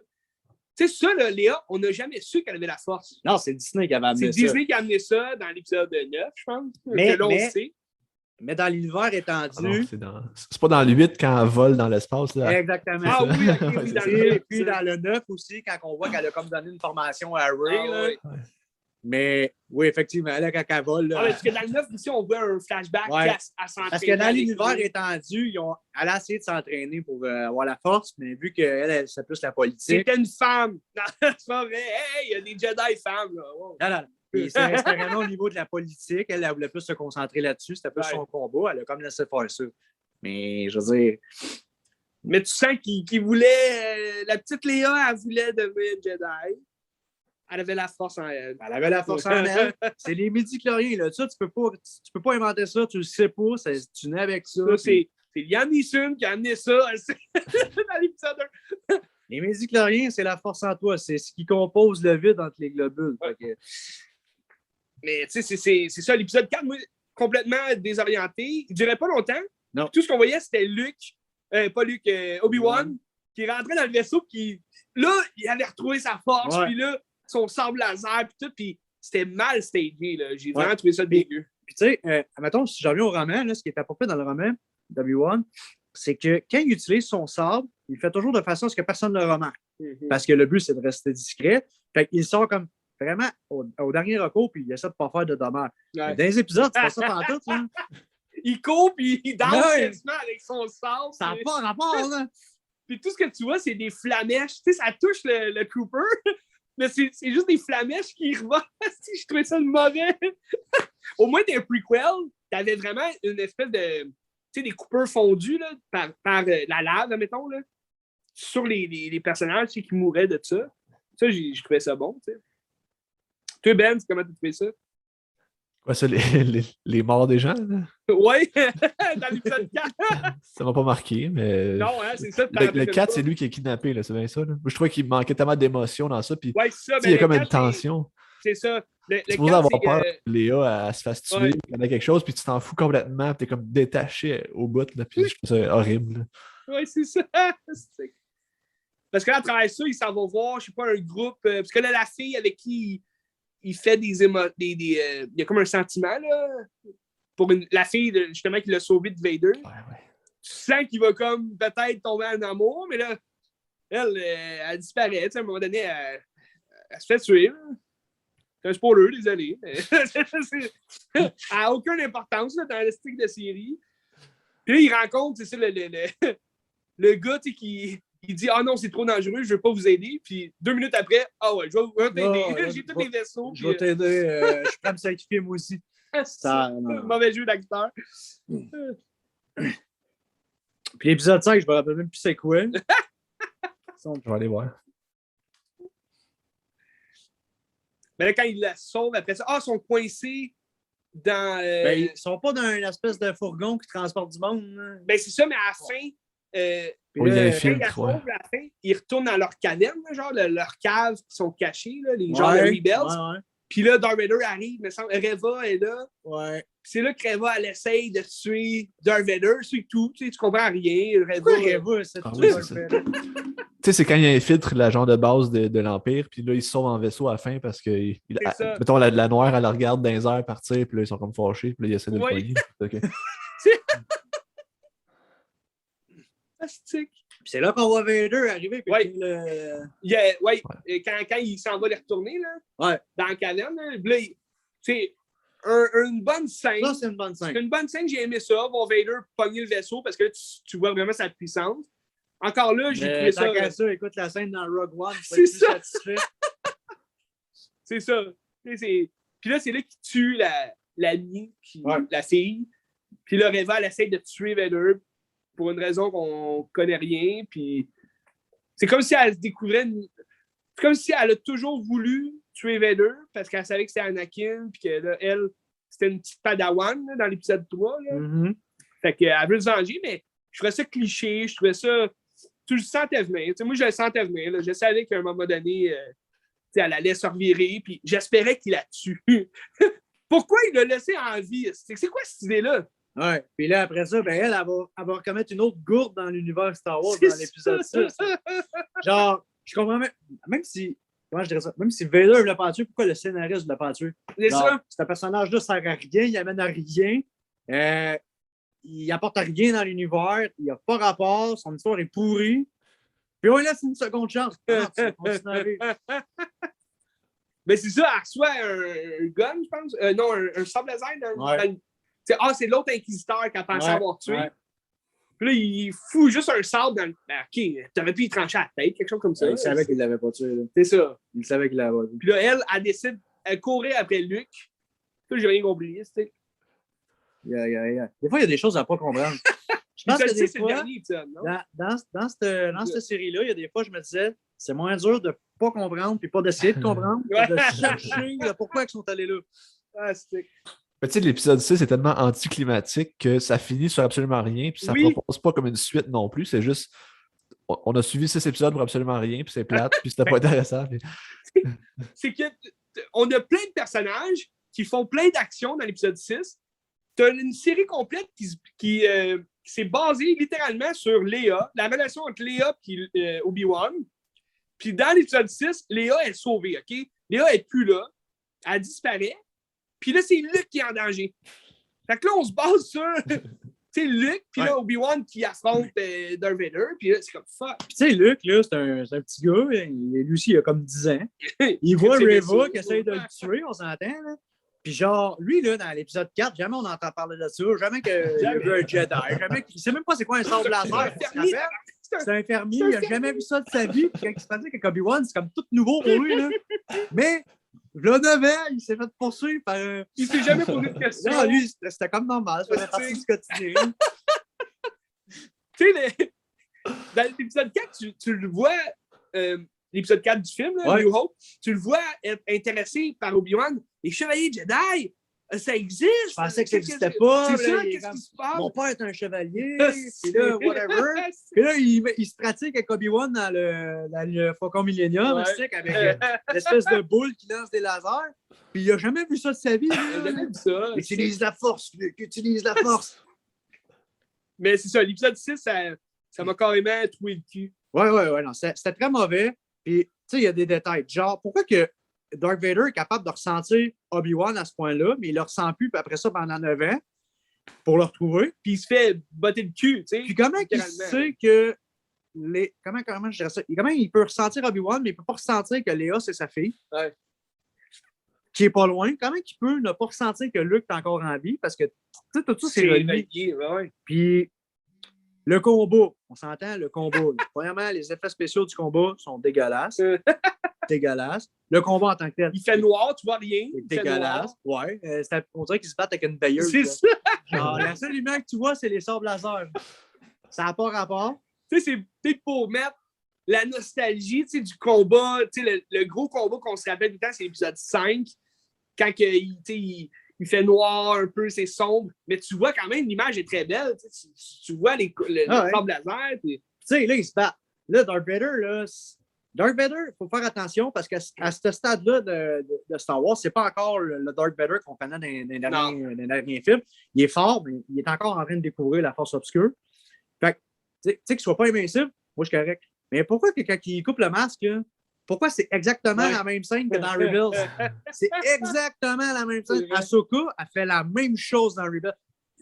Là, je sais que tu n'as pas écouté Rebels, là, mais c'est vraiment là, seconde par seconde la même scène. La même maudite scène, sauf que là, c'est Obi-Wan contre Vader. Puis là, il fait la même affaire. Il parle avec la voix d'Anakin mélangée avec celle de Vader. C'est exactement ce qui est arrivé dans Rebels. Ahsoka, il donne un coup de laser. Il parle la moitié de son masque, puis il dit Ahsoka. Ouais, puis là, tu vois son œil rouge. Ouais, tu vois son œil rouge. C'est vraiment une scène écœurante dans Rebels que là, ils ont voulu retransposer en live action, mais tu sais. Pourquoi, tu sais? Pourquoi, genre, invente de quoi de nouveau? Parce qu'on s'entend que ça s'est passé. Tu sais, Rebels, ça se passe après ça. Fait que c'est comme si. Après ou. On ne sait pas trop, là, parce qu'Obi-Wan, c'est après. Ça se passe avant ça. Ça se passe avant Rebels parce que dans Rebels, la princesse Léa est plus vieille. Ah oui, c'est vrai. On la voit, là, elle a fait des apparitions. Ouais, comme ado. Là, ouais. Ben, ado. Elle est ado aussi. Mais en tout cas, moi, j'ai détesté ça. Puis tu vois les commentaires, puis tout le monde capote. Ah, c'est vraiment ce qu'on voulait voir. Puis, man. Pour vrai, c'est du fan service. Là. Puis si tu voulais vraiment voir un combat de Obi-Wan contre Anakin, va sur YouTube, là, il y a un fan qui avait fait un combat de la scène dans le film 4, là, qui est remasterisé puis beaucoup plus une scène que ce qu'il y avait dans les années 77. Et pour vrai, t'en aurais pour ton argent comparé à toute cette saison-là. Là. Mais tu sais, surtout avec Han Solo, le film de Han Solo, il avait planté Darth Maul. Là. Moi, je m'attendais à un combat Darth Maul-Obi-Wan à un moment donné, puis qu'il allait se venger, puis genre, je sais pas, ça tombe-tu à l'eau, cette affaire-là, ça va revenir. Est-ce que là, c'est parce que t'as pas écouté Rebels? OK. Obi-Wan, il affronte Darth Maul dans Rebels. Ouais. Puis c'est vraiment une scène épique de cette série-là.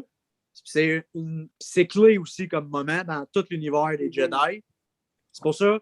Mais effectivement, il aurait pas allé là. J'aurais pas on en a parlé tantôt, oui, puis Rob, que tu sais, le Solo, déjà, c'est pas un bon film, c'était affreux, mais en plus qu'il implante ça, le Crimson Peak, avec Kira qui travaille finalement pour Darth Maul. Mais on n'a pas de suite à ça, on n'a rien. C'est quasiment, dans le fond, c'est ce film-là qui a brisé l'espèce de saga qu'ils voulaient faire avec Star Wars Story, qui ont parti avec Rogue One. Puis Solo, ben, c'est Star Wars Story aussi. Puis après ça, il était censé faire un film sur Obi-Wan puis Boba Fett, mais ça a foiré complètement tout parce qu'ils se sont dit ben là, les gens ils voudraient pas voir des films sur eux, fait qu'on va attendre. Puis là, finalement, ils ont vu la série Mandalorian, puis ils se sont dit, on va faire les séries de ça, mais tu sais, la quantité ne vaut pas la qualité. En tout cas, moi, là, si je peux donner une cote à la série Obi-Wan sur 10, je donnerais un bon 1. Puis honnêtement, c'est pas d'être sévère, c'est d'être réaliste. Il n'y a rien qui se tient. À la limite, s'il me serait arrivé avec une histoire vraiment hot, même si ça aurait un peu, comment je dirais, fucké le timeline, ça m'aurait moins dérangé. Mais l'histoire est même pas hot. L'histoire est même pas hot. Puis moi, à tous ceux qui essaient de me convaincre que c'était hot, c'est parce que je leur dis, tu connais pas Star Wars. Tu ne connais pas ton Star Wars, fais tes devoirs, va te renseigner, ça ne fonctionne juste pas. Mais même si l'histoire aurait fonctionné, la réalisation est à chier. Non, les effets sont à chier. Ça aurait brimé quelque chose dans l'histoire de toute façon. Fait que, tu sais, moi, je me dis, allez chercher le bon monde, tu sais. Parce que là, tu sais, c'est comme, tu parlais aussi de la scène qui ressemblait au combat d'Ahsoka dans Rebels, mais tu as aussi la scène des roches, que c'est exactement ce que Rey a fait dans l'épisode 7 à la fin pour retrouver sa force. C'est la même affaire. Puis tu vois là, la puissance d'Obi-Wan, puis c'est la même affaire que quand tu voyais la puissance de Rey. Puis aussi, c'est parce que ce que j'aime pas, c'est que dans Star Wars, le danger, c'est que la force, c'est pas juste. Être puissant en force, c'est pas juste de lancer des choses. Mais non. C'est plus que ça. Là. Bon, fait que là, on parlait du lanceur. C'est pas juste de lancer des choses, la force. Alors, la force, c'est pas juste ça. Là. La force, c'est d'influencer les gens, d'influencer leurs décisions, c'est de s'impliquer politiquement, c'est d'avoir des avantages stratégiques. Tu sais, parce que dans le Clone Wars, ce qui fait que les Jedi, c'est des générales, c'est parce qu'à cause de la force, ils ressentent des choses. Fait qu'ils peuvent déjà prévoir des coups d'avance. Tu sais, la force, c'est plus grand que juste lever un objet et la lancer. Là. Ça, c'est juste un... Tout ce que tu me dis en ce moment, ça me fait penser à Doom. Parce que c'est exactement ça aussi. Oui. Je sais pas si tu l'as-tu vu, Doom?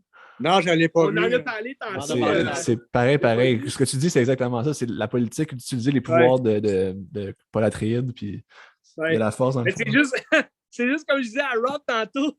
Je disais, faut juste pas que tu penses que c'est un Star Wars, parce que les gens qui pensaient que c'était un Star Wars, ils ont détesté. Mais c'est parce que c'est le côté politique de, mettons, la République qu'on voit dans les premiers épisodes de Star Wars, l'épisode 1, 2, 3. Tu vois la République, tu sais, puis c'est beaucoup plus politique, tu sais. Puis moi, je trouve, ça c'est mon opinion, on en reparlera tantôt là, de l'avenir de Star Wars, mais je pense que la nouvelle trilogie devrait se reconcentrer là-dessus. La nouvelle trilogie ou genre? Ben, une nouvelle trilogie, tu sais. Parce qu'il y en a eu une nouvelle trilogie, ça... Ouais, non, mais je parle la prochaine trilogie. Ça n'a pas été égal, le succès, là. Je parle de la prochaine trilogie qu'ils vont faire. Il faudrait juste pas que ce soit Taika Waititi qui réalise. Parce qu'on parlait de Marvel là, qui allait être là-dedans. Thor, Love and Thunder, affreux, dégueulasse, j'ai détesté. Bref. Bon, la force, c'est pas juste ça. La force, c'est plus large que ça. Puis les Jedi, c'est un combat pour la paix. C'est pas juste genre de lancer des roches pour survivre. Là, mais dans la série Obi-Wan, on dirait que c'est quasiment juste ça à la fin. Tu as retrouvé ta force, fait que... C'est très mal représenté. Là. C'est comme la paix, c'est la guerre. Le mal contre le bien. C'est ça. C'est du cliché, c'est du bonbon qu'on a déjà goûté. Exactement. Pour vrai, c'est pas du Star Wars. Parce que, comme je l'ai dit, Star Wars, c'est dans les détails. C'est tout le temps dans les détails, puis dans la finesse. Puis... Tu sais, moi, on parle des sequels, là, mettons. Ce que j'avais aimé, c'était que c'est nostalgique dans la forme, ben, surtout l'épisode 7, là. C'est plus nostalgique parce que là, tu revoyais Han Solo, le Millennium Falcon. Puis le développement des personnages sont bons pour les personnages principaux. T'sais, Kylo Ren, j'adore le développement de son personnage. C'est le nouveau méchant.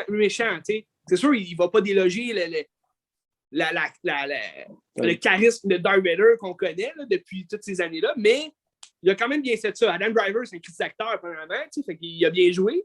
Rey, ils ont essayé de développer son personnage, c'est un peu foutu le bordel dans l'épisode 9, quand tu sais que c'est la petite fille de Palpatine, puis c'est comme, OK, finalement, ça aurait été mieux que ça soit une fille nowhere. Nowhere, ouais, comme Anakin. Anakin, c'est ça, c'est un gars nowhere, sa mère, c'est une esclave, regarde, ça fait un job. Mais ça aurait pu juste être une fille. Les films, le gros problème, c'est que, comme moi, j'ai expliqué à Joe, puis on parle souvent de ça, mais si tu vas dans le 7e, tu ils font juste jouer sur la nostalgie. Ce film-là, c'est que de la nostalgie. Mais on t'apporte des nouveaux personnages. Fait que, moi, le 7, j'avais rien contre, j'ai toujours rien contre. Mais le problème, c'est ce qu'ils ont fait avec ce qu'ils ont parti. OK? Tu sais, après, quand Rey va voir Luke Skywalker, là, lui, il est isolé sur une île. Bon, c'est un peu comme déjà vu, tu sais, mettons. Mais là, quand il lance le sabre laser en arrière, là, ça, là, c'est quoi cette scène-là? C'est genre une des pires scènes que tu peux voir d'un Jedi. Là. Premièrement, un Jedi, ça lâche jamais. OK, moi, je comprends ce que tu dis, sauf que cette scène-là, moi, je vois ça comme un mouvement de Rian Johnson qui dit, regarde, tout ce qui s'est passé, je le lance en arrière, puis on repart sur quelque chose de nouveau, tu sais. Mais pourquoi tourner ça au ridicule? Ouais. Comprends-tu ce que je veux dire? Ouais. Luke Skywalker, c'est quelqu'un de sérieux. Là. Lui, il a fondé... Tu sais, là, ils ont scrappé son empire, mais théoriquement, il aurait fondé un empire de Jedi. Parce que l'idée derrière ça, c'est qu'il s'est fermé à la force. Ça, je peux comprendre. Ouais. C'est quand même un beau chemin qu'il a pris vers ça. C'est juste qu'après ça, c'est plus peut-être... T'as vu Knife Out de Rian Johnson aussi. L'as-tu vu, Ben? Non, je ne l'ai pas vu, j'aimerais ça. À couteau tiré. Je pense qu'il va sûrement être sur Netflix. Si le deuxième sort bientôt. Ben... tu vois déjà, moi je ne connaissais pas Rian Johnson là, quand il a fait Star Wars épisode 7. C'est un inconnu. Là, je ne sais même pas c'est quoi les autres films qu'il a fait. Là. Je connais juste Knives Out. Ben, il a fait Looper avec Bruce Willis. Là. Ah, ok. C'était pas super. C'était bon, mais je veux dire. C'était correct. Là. Mais quand tu regardes Knives Out, tu vois un peu plus son style de mélanger l'humour puis un peu non, mais l'humour. Star Wars, c'est pas de l'humour. C'est ça. C'est pas de l'humour. Puis c'est ça aussi, parce que je suis d'accord avec toi de ce qui manque à The Last Jedi. Puis dans le fond, ce qui gâche un peu le Luke Skywalker, le vieux Luke Skywalker qui est comme fermé à la force, c'est qu'il agit un peu ridicule. T'sais, il prend du lait de vache. C'est un retour à l'épisode 4 quand il boit son lait. Mais on dirait qu'il a fermé la force, mais il s'en fout de tout. Fait il s'en fout de rire. Puis comme, il agit un peu comme un débile. Là, ben oui, puis tu sais. C'est ça, c'est que Luke Skywalker, c'est le gars, on parle du gars qui a réussi à ramener l'équilibre de la force. En ramenant son père. Puis là, il est rendu genre sur une île, puis c'est quoi? Là, par après, je pèse mes mots, là, parce que... Par après, on connaît pourquoi, à cause de Kylo Ren, Ben Solo. Ouais. Et Kylo Ren, comme tu dis, c'est un très bon méchant. Un très, très bon méchant. Puis s'il aurait été bien développé, selon moi, OK, parce que moi, j'aime pas la finalité de Kylo Ren, là, mais ça aurait pu être un excellent méchant. Là, puis même peut-être plus grand que Darth Vader, parce que à la différence de Darth Vader, c'est que Darth Vader, lui, c'est un méchant, mais de par son image. En réalité, Darth Vader, on n'a jamais vu ce qu'il a fait dans les films. Il s'est fait posséder par Palpatine. On sait qu'il est fort, il contrôle l'Empire avec Palpatine. Palpatine le contrôle, mais et Darth Vader, on l'a jamais vu se battre dans les films, à part contre Luke, ces choses-là. Là. Tout ce qu'il a fait, on le sait pas. Mais comme tu disais, dans l'époque, c'était plus difficile d'avoir des effets spéciaux. Exactement. Puis ça rendait le personnage légendaire. Kylo Ren, on le voyait, lui, il se bat, il tue du monde. Il tue son père, il tue son père. Il va vraiment du côté obscur. Ça, j'aimais ça. Moi, j'achetais ça. Oui. Mais c'est vraiment... Adam Driver, il a une face de cul, tu sais, de méchant. Ouais. Puis moi, Adam Driver, j'adore cet acteur-là. En passant, là, c'est vraiment, je trouve que c'est un très bon acteur. Puis je trouvais que ça amenait de la crédibilité au personnage. Une chance que c'était lui le méchant, parce que je suis sûr que ça aurait été un autre acteur, dans le même genre de scénario, ça aurait été complètement dégueulasse. Dégueulasse. Puis Star Wars, les derniers, ce qu'ils ont réussi à faire, je trouve que pourquoi ils sont allés chercher autant de public, c'est un film d'action. C'est pas un film Star Wars, c'est un film d'action. Ouais, d'aventure. Un peu comme Rapide et Dangereux sont devenus, genre. Ça fait des bons box-office parce que c'est un film d'action, mais dans les faits, c'est pas bon comme film. Là. Mais la force aussi des sequels de Star Wars, c'est que c'est des requels. Tu sais, je sais pas si t'es à l'aise avec le terme, là, si tu connais un peu le terme. Les requels, dans les dernières années, ils font comme... C'est un genre de reboot, si tu veux. Pour repartir. Mais ils repartent, mais en gardant la ligne directive des films originaux. Sauf qu'eux, tu vois tout le temps des vieux acteurs.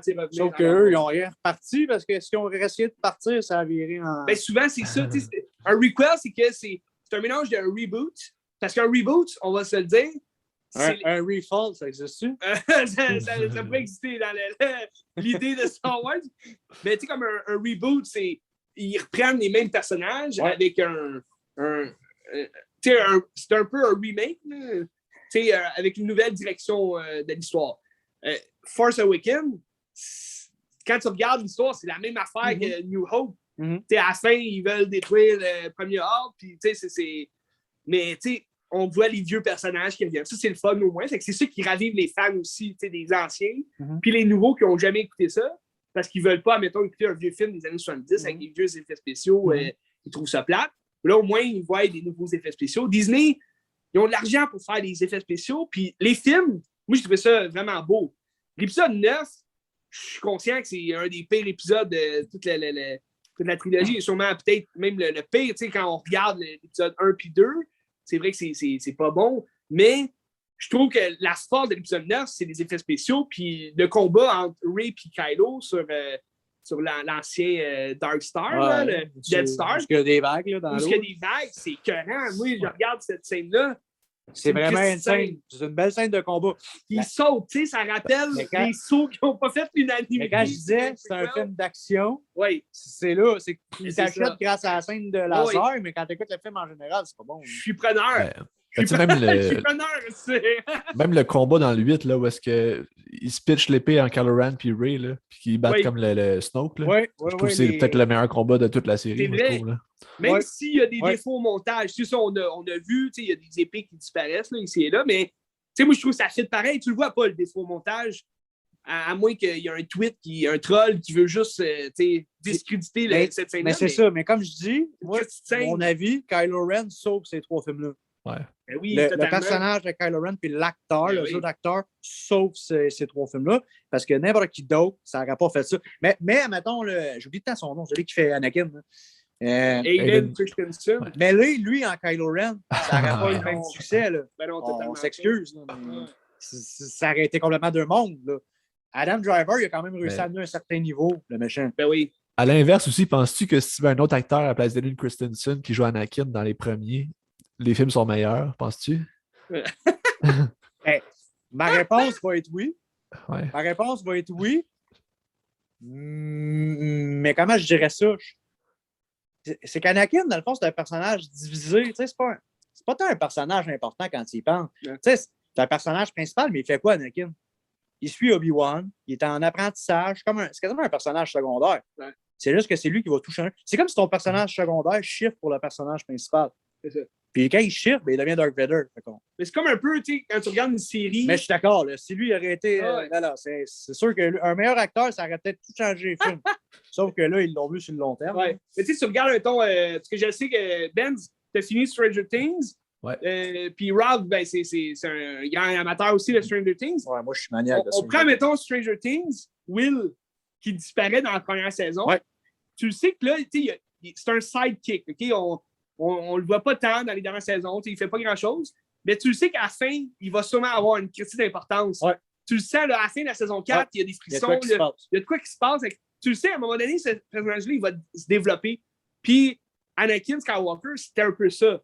Tu sais, le kid qui jouait Anakin dans le premier épisode, il fait plus d'acting parce que ça Christopher Lloyd, c'est ça?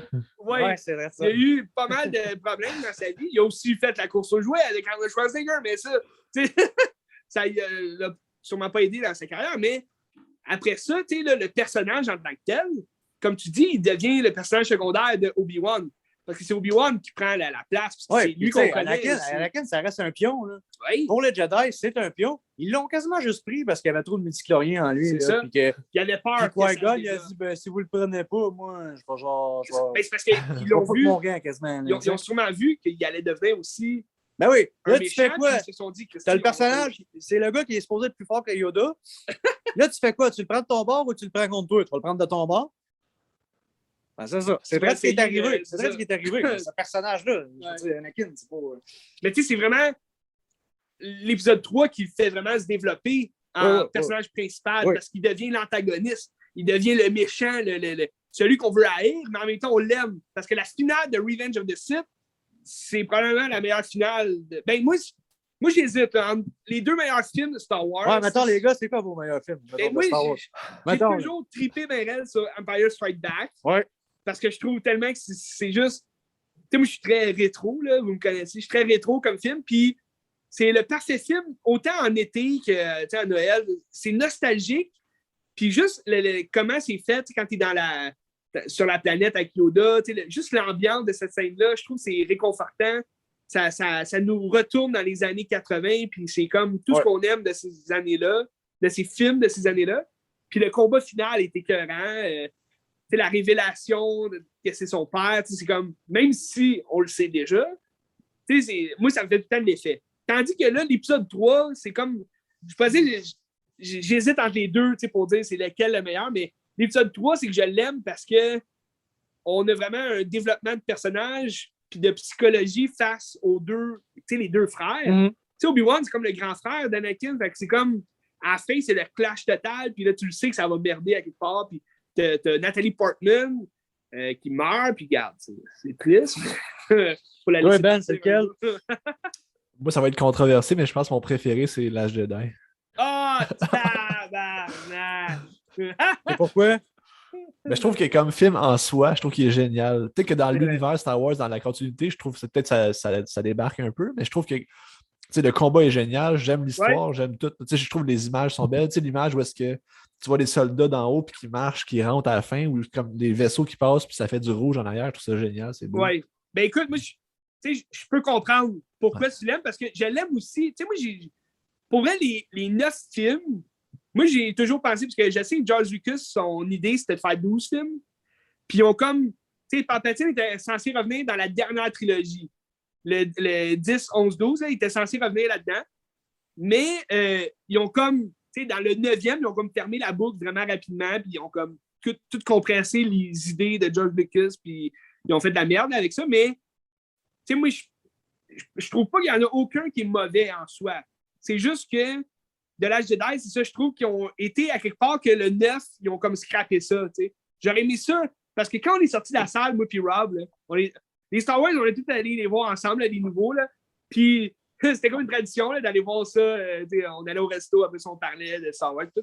Mais le 7e film, le 8e, parce que je te dis j'avais en tête le 7e, mais. Il a dit le 8. Ouais, le 8, c'est bon. Le 8, je me rappelle, on était sortis de la salle et on adorait ça. On avait trouvé ça vraiment écœurant. C'est peut-être par la suite, quand on les réécoute, là, on dit c'est vrai que ça ne marche pas, mais c'est à cause du 9 aussi que se passe plein d'affaires. Mais moi, mettons, dans les 3 derniers, c'est sûr que mon préféré, le 8, je dirais, pour les mêmes arguments que tu as dit, OK? Et le 9, ce que j'avais aimé, c'est que c'était beaucoup d'action. Je me rappelle quand on est allé le voir au cinéma, je me rappelle. J'avais aimé aussi. J'avais trippé bien raide. Ouais. Mais c'est quand tu te mets à penser aux détails que là, je me dis, ils vont s'en aller où avec ça? Ils vont s'en aller où avec ça? Parce que c'est rendu tellement gros que comment tu peux faire encore plus gros? C'est un peu comme avec les Marvel. Et un coup qu'ils s'affrontent tous dans Endgame, là, ils vont aller où après? C'est ça. Fait, moi, j'avais de la misère avec ça. Puis on avait beaucoup de déceptions aussi, même si on avait aimé ça en sortant, on était là, ça aurait pu être toutes les Force Ghosts qu'on voit. Là, il y avait des détails. En place de juste les entendre. Ça, c'est des directions. Comme je dis, il aurait pu m'appeler, je les aurais conseillés. Mais... Il aurait pu mettre un peu plus d'argent là, dans les acteurs. C'est ça. Mais là, il voulait clore la boucle. Mais moi, mes préférés, je dirais que c'est vraiment La Revanche des Sith, bien sûr. J'ai beaucoup de respect pour les 3 premiers, soit A New Hope, le retour Empire Strike Back, puis le Return of the Jedi. Le retour du Jedi. J'ai beaucoup de respect pour ça parce que il y a quelque chose du fait de la façon que c'est filmé, les effets de la façon qu'ils sont faits. Tu sais, moi, juste quand je pense à comment les scènes sur Dagobah avec Yoda ont été filmées, genre que le fait que c'est une marionnette, que c'était c'est les effets pratiques. Là, exactement. Ces choses-là, ça nous retourne en arrière complètement. Oui, puis j'ai de la misère. Moi, le travail que les gens mettent dans un film, je le vois. On le voit, là, ça paraît à l'écran. Puis tu sais, ces films-là, là, c'est quoi? Mettons, en 80, là, ça donne quoi? Ça donne 42 ans? Ouais, le film a 42 ans, puis tu l'écoutes, puis c'est encore du bon sens. Ouais. Parce que ça a bien vieilli. Tandis que quand tu écoutes un film du début des années 2000 avec les effets spéciaux, tu écoutes ça aujourd'hui, c'est dégueulasse, là. C'est dégueulasse. Ouais. Mais vu que c'est du réel, je sais pas, j'ai comme l'impression que dans 100 ans, ces films-là vont être encore bons. Ben, c'est sûr. Parce que ça va avoir bien vieilli. Parce que ça a de la personnalité aussi. C'est la personnalité du film qui fait ça. Tandis que quand c'est l'ordi, c'est comme artificiel, puis c'est moins intéressant. Exactement. On parle un tour de Dark Crystal. De Dark Crystal, qui est vraiment une de mes séries préférées que j'ai écoutées. Puis je connaissais pas le film quand j'ai écouté la série, fait que j'ai écouté le film après, de Jim Henson. Tu sais, 95% de ce que tu vois à l'écran est vrai. 95%. C'est des effets pratiques. C'est tous des, comme je savais pas que c'était ça le terme, mais c'est tous des effets pratiques. Ouais. C'est tellement beau, il y a tellement de travail là-dedans. Puis la saison était. Il n'y a pas eu de suite parce que ça coûtait trop cher aussi. Mais tu rentres dans un nouveau monde, tu rentres dans quelque chose de magique. Je sais pas, moi, Yoda, quand je le vois apparaître pour la première fois, là, puis que, tu sais, au début, je le vois, c'est bon. Après, quand j'écoute les making-of puis que je vois comment ça a été fait, c'est encore meilleur. C'est encore meilleur. Mais c'est ça aussi, je pense, qui nous ramène dans The Last Jedi. Une des meilleures scènes du film, c'est la scène de Yoda qui apparaît, puis tu vois que c'est la marionnette, c'est pas le CGI des prequels, mais c'est la marionnette, puis c'est comme le retour aux sources, Luke puis Yoda qui jasent du monde du Jedi, puis comme de l'avenir. C'est écœurant, tu sais. Mais si c'était pas, j'effacerais pareil le 7, 8, 9, je serais prêt à vivre avec ça. Oui, mais je sais qu'il parlait aussi des refaire. On parle de ça, mais pourquoi refaire ça? J'ai aucune idée. Non, mais je suis pas vraiment dans ce minding-là. Moi, ce que je pense, la raison de pourquoi ils veulent les refaire, ce que j'ai lu, puis ce que j'étais un peu en accord, c'est ce que je disais, c'est qu'ils sont tellement allés loin que là, on dirait qu'ils ne savent plus sur quoi se lancer. Tu sais, pour là qu'ils recommencent à zéro. Mais si tu regardes, admettons, Obi-Wan, tu sais, il referait ces films-là, puis d'après moi, ça serait encore plus décevant. En fait, parce que je pense que s'ils referaient, ça ne serait pas les mêmes personnages. J'espère que non. Tu sais, Kylo Ren, tant qu'à moi, ça aurait dû être le méchant final. Palpatine n'aurait pas dû revenir. Non, c'est ça qu'on parlait tantôt. Palpatine, il y a un enfant qu'on n'a jamais vu pendant 8 épisodes. Là, oui, c'est ça. C'est ça qu'on parlait tantôt. Ça aurait été un Christy de conclusion que Kylo Ren, c'est lui le big méchant. Parce que c'était ça aussi à la fin de Last Jedi. Ce qui est bon, c'est qu'il propose de le suivre dans cet empire-là du Premier Ordre, parce que c'est rendu le chef, puis c'est ça qui est bon de la finale de Last Jedi, c'est qu'elle refuse, puis là, ça crée vraiment une distorsion entre les deux personnages, que tu sentais quand même une vibration, une espèce de coalition entre les deux, parce qu'ils ne veulent pas la force, ils les amènent à se communiquer ensemble. C'est une, comment ils appellent ça, l'autre? Ouais. Ils sont deux dans la force. Deux dans la force, une dualité, en tout cas. Puis c'est pour ça que moi, le baiser de l'épisode 9, je le comprends un peu. Tu sais, dans le sens que ça aurait pu être... Moi, dans ma tête, Rey, elle aurait pu être une fille, mettons, de Solo, puis la princesse Léa. Puis ça aurait été, mettons, frère et sœur. Ça aurait été quand même bon. Ça aurait été cliché un peu. Mais ça aurait repris aussi... C'est des âmes sœurs dans la force. C'est comme ça que OK, des âmes sœurs, OK, ouais. Mais tu sais, comme... Tu sais, t'as Luke puis t'as Léa dans la série. Puis là, t'aurais pu avoir Rey puis Kylo. Ah, mais là, c'est différent. Là, Luke puis Léa, c'est des frères et sœurs. Non, mais c'est ça. Mais je veux dire, si, mettons, Rey aurait été une fille, mettons, je sais pas, disparue de Solo puis Princesse Léa, ça aurait pu créer, mettons, je sais pas, quelque chose de vraiment le fun, tu sais, entre les deux personnages. Puis à la fin, c'est comme le clash de la famille. C'est ça l'important, tu sais. Ouais. Mais... Parce que c'est un des thèmes de Star Wars, de la famille. Entièrement. L'amour, l'amitié, puis la famille, c'est ça l'important. Entièrement. Mais là, la question qui tue, tout ce qui est en réel ou les séries animées? Maintenant, on parle de ça, là. Ouais. Le développement, tout ça. Là, tu parles de Star Wars? Ouais, je te parle de Star Wars. Ben, moi, je garde le réel quand même. Ouais. J'aime le je sais que Rob, il fait une face. Je ne sais pas, c'est une grosse question. Ben, je pense que je vais garder le réel parce que c'est avec ça que j'ai grandi. Ouais. C'est avec ça que, tu sais, là, je parle pas des sequels. Non. Mais, tu sais, je vais garder ça parce que, maintenant que j'en ai un à choisir, c'est ça qui me rend le plus heureux, tu sais, de regarder. Parce que les animés, c'est que c'est long. Tu sais, si tu veux les réécouter. Non, tu réécoutes pas ça.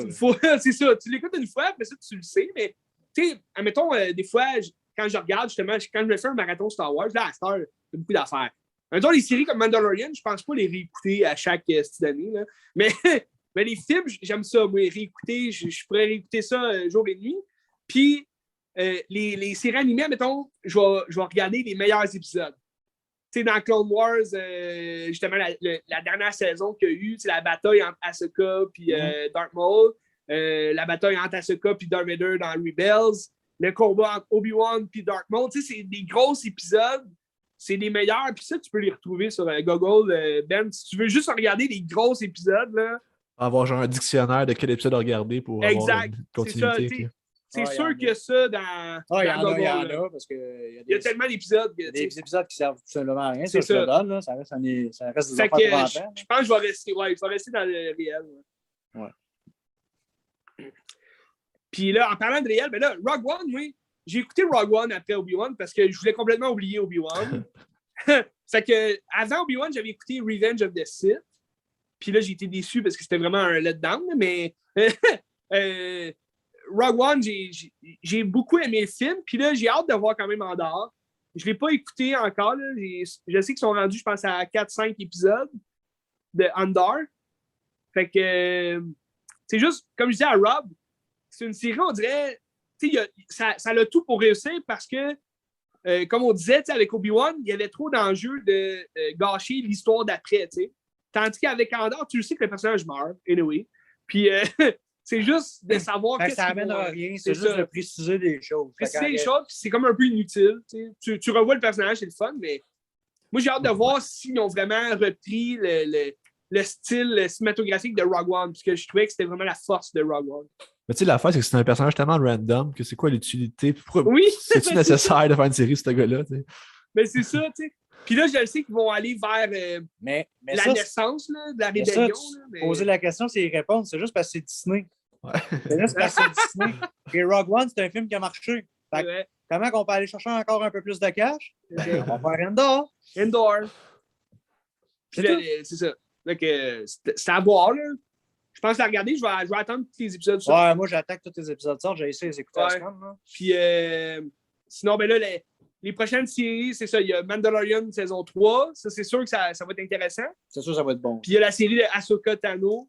Ouais, Ahsoka, qui s'en vient. C'est quand, ça? Je pense que c'est l'été prochain. Pas sûr, là, mais... Ça, ils vont scraper ça, c'est clair. Là. C'est sûr, certain. On l'espère pas. J'espère pas, parce que... Comme Rob, il disait... Vas-y, Rob. C'est parce que, dans le fond, là, si tu es un peu à l'unité... Ben, tu sais, je dis ça, mais ils ont bien scrappé Obi-Wan. Mais ça reste qu'en animé, le personnage le plus légendaire, c'est Ahsoka. Puis elle est déjà bien définie. C'est déjà un personnage qu'on connaît, qui est développé comme Joey D. Fait que c'est sûr que de scraper, ça serait dur. Puis de faire de quoi de pas bon. Puis aussi, c'est qu'ils vont y aller directement après la fin de Rebels. Dans le fond, il arrive de quoi à la fin de Rebels? Je ne veux pas scraper des punchs. Puis ça fait comme une continuité directement après. Fait que si tu n'as pas vu l'animé, ben, je ne dis pas que tu ne comprendras pas, mais tu vas en manquer un bon bout. Sauf que s'ils continuent ce fil-là, dans la même lignée que Rebels, ça va être bon. Sauf que là, en version live, puis de ce qu'ils nous ont présenté jusqu'à présent, ils sont bien capables de faire n'importe quoi, puis je ne serais pas surpris. Là. Mais tu sais, on n'a pas vu beaucoup en live d'Ahsoka à date, mais j'ai aimé quand même le personnage. Quand elle apparaît, c'est. Rosario Dawson est quand même bonne comme actrice.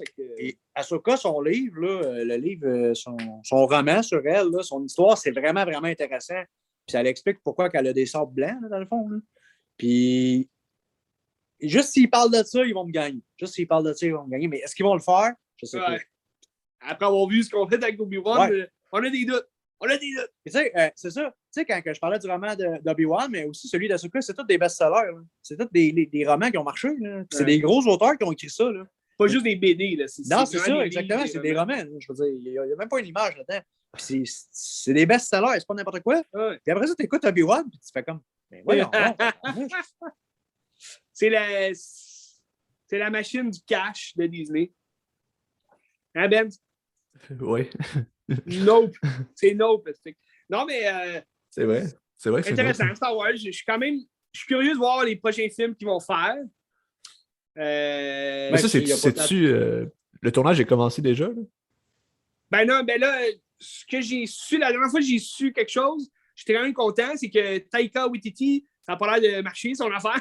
Okay. Puis j'espère que ça ne marchera pas, parce que pour vrai, tu vois ces films de Marvel qu'il a fait, puis c'est vraiment décevant. Je comprends pas pourquoi il ferait un Star Wars. Il y a même pas... Son style de film, c'est même pas dans le style de Star Wars. Ils veulent-tu aller ailleurs? Ouais, là. Ça serait pas bon. Si je serais Disney, là, tu sais qu'est-ce que je ferais? Je paierais George Lucas pour écrire 3 autres films. C'est ça que je ferais. C'est direct ça que je ferais.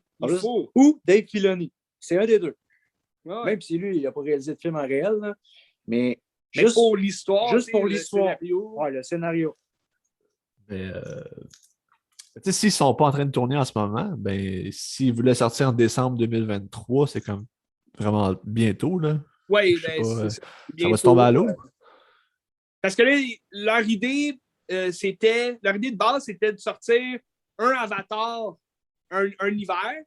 L'autre année, ça serait un Star Wars. Après ça, un Avatar, un Star Wars, un Avatar. Fait que, tu sais, Avatar, il va en avoir 5. Fait qu'il en reste 4 à sortir. Fait qu'ils sont dus jusqu'en 2028, tu sais. Fait que là, je ne sais pas si ça va être quoi leur plan. Est-ce qu'ils vont continuer de juste fixer Star Wars sur Disney+? Parce qu'ils ont sorti aussi des toutes sortes de petites séries animées là, comme Vision. Que j'ai pas écouté. Là, moi non plus. Là. Qui est comme un peu What If dans Marvel. Ouais, c'est ça, parce que c'est comme un peu. Ça se base sur les animes là, japonais. Mais c'est comme d'autres. Ça avait l'air un peu bizarre. Puis là, il y a d'autres séries qui arrivent. Là, je me rappelle plus. Il y a The Bad Batch. Ouais, The Bad Batch qui est vraiment excellent. Ça ressemble à Clone Wars. C'est ce que j'attends que la saison 2 sorte. C'est Star Wars, ça? Ouais, ça okay. C'est. C'est comme des clones un peu. C'est la Bad Batch. c'est des mauvais clones, mais c'est. Mais ils ont comme des spécifications. Ils ont chacun leur particularité. Là. C'est un peu comme si ça serait Tortue Ninja. Là. Ouais, c'est ça. Okay. Puis c'est une élite. Là. C'est comme. Puis eux, dans le fond, dans The Bad Batch, ils sont là quand l'ordre 66 est donné. Puis ils sont contre l'ordre 66. Puis vu qu'ils ont. Justement, c'est des clones défectueux. L'ordre 66, ça ne s'applique pas à eux. Fait qu'ils passent comme outre ça. Puis ils font leur business dans l'univers. Leur propre loi.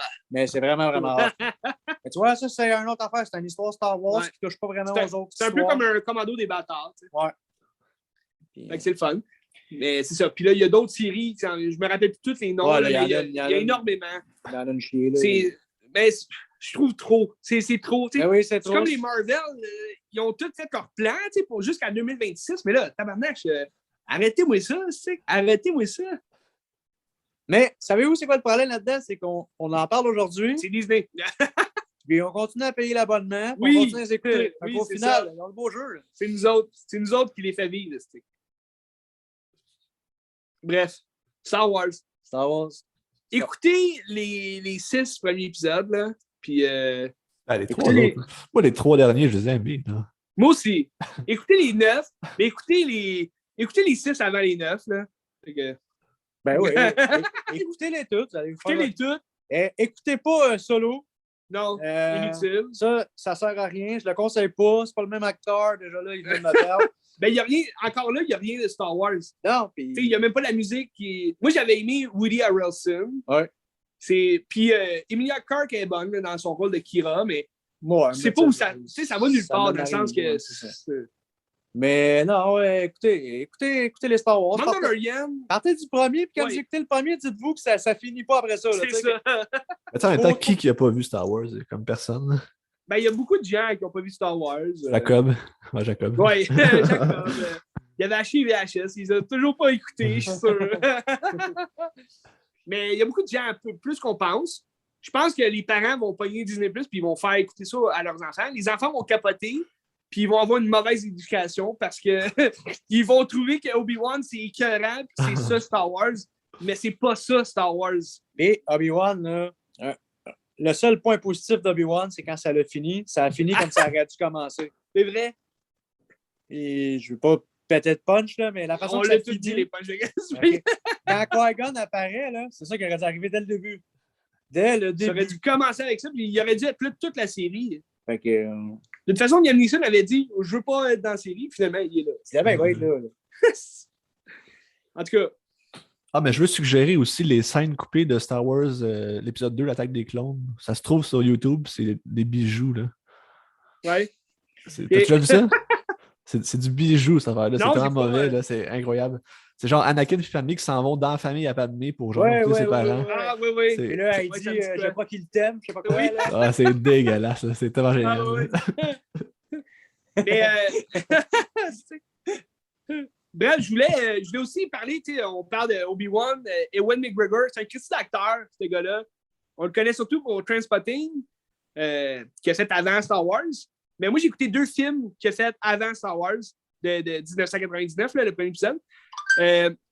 Night Watch, je ne sais pas si tu as déjà vu ça, là, c'est le gardien de nuit. C'est un remake d'un film danois.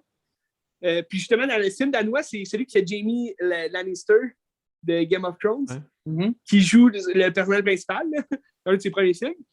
Puis je pense que c'est un film de 95 là, dans ces années-là.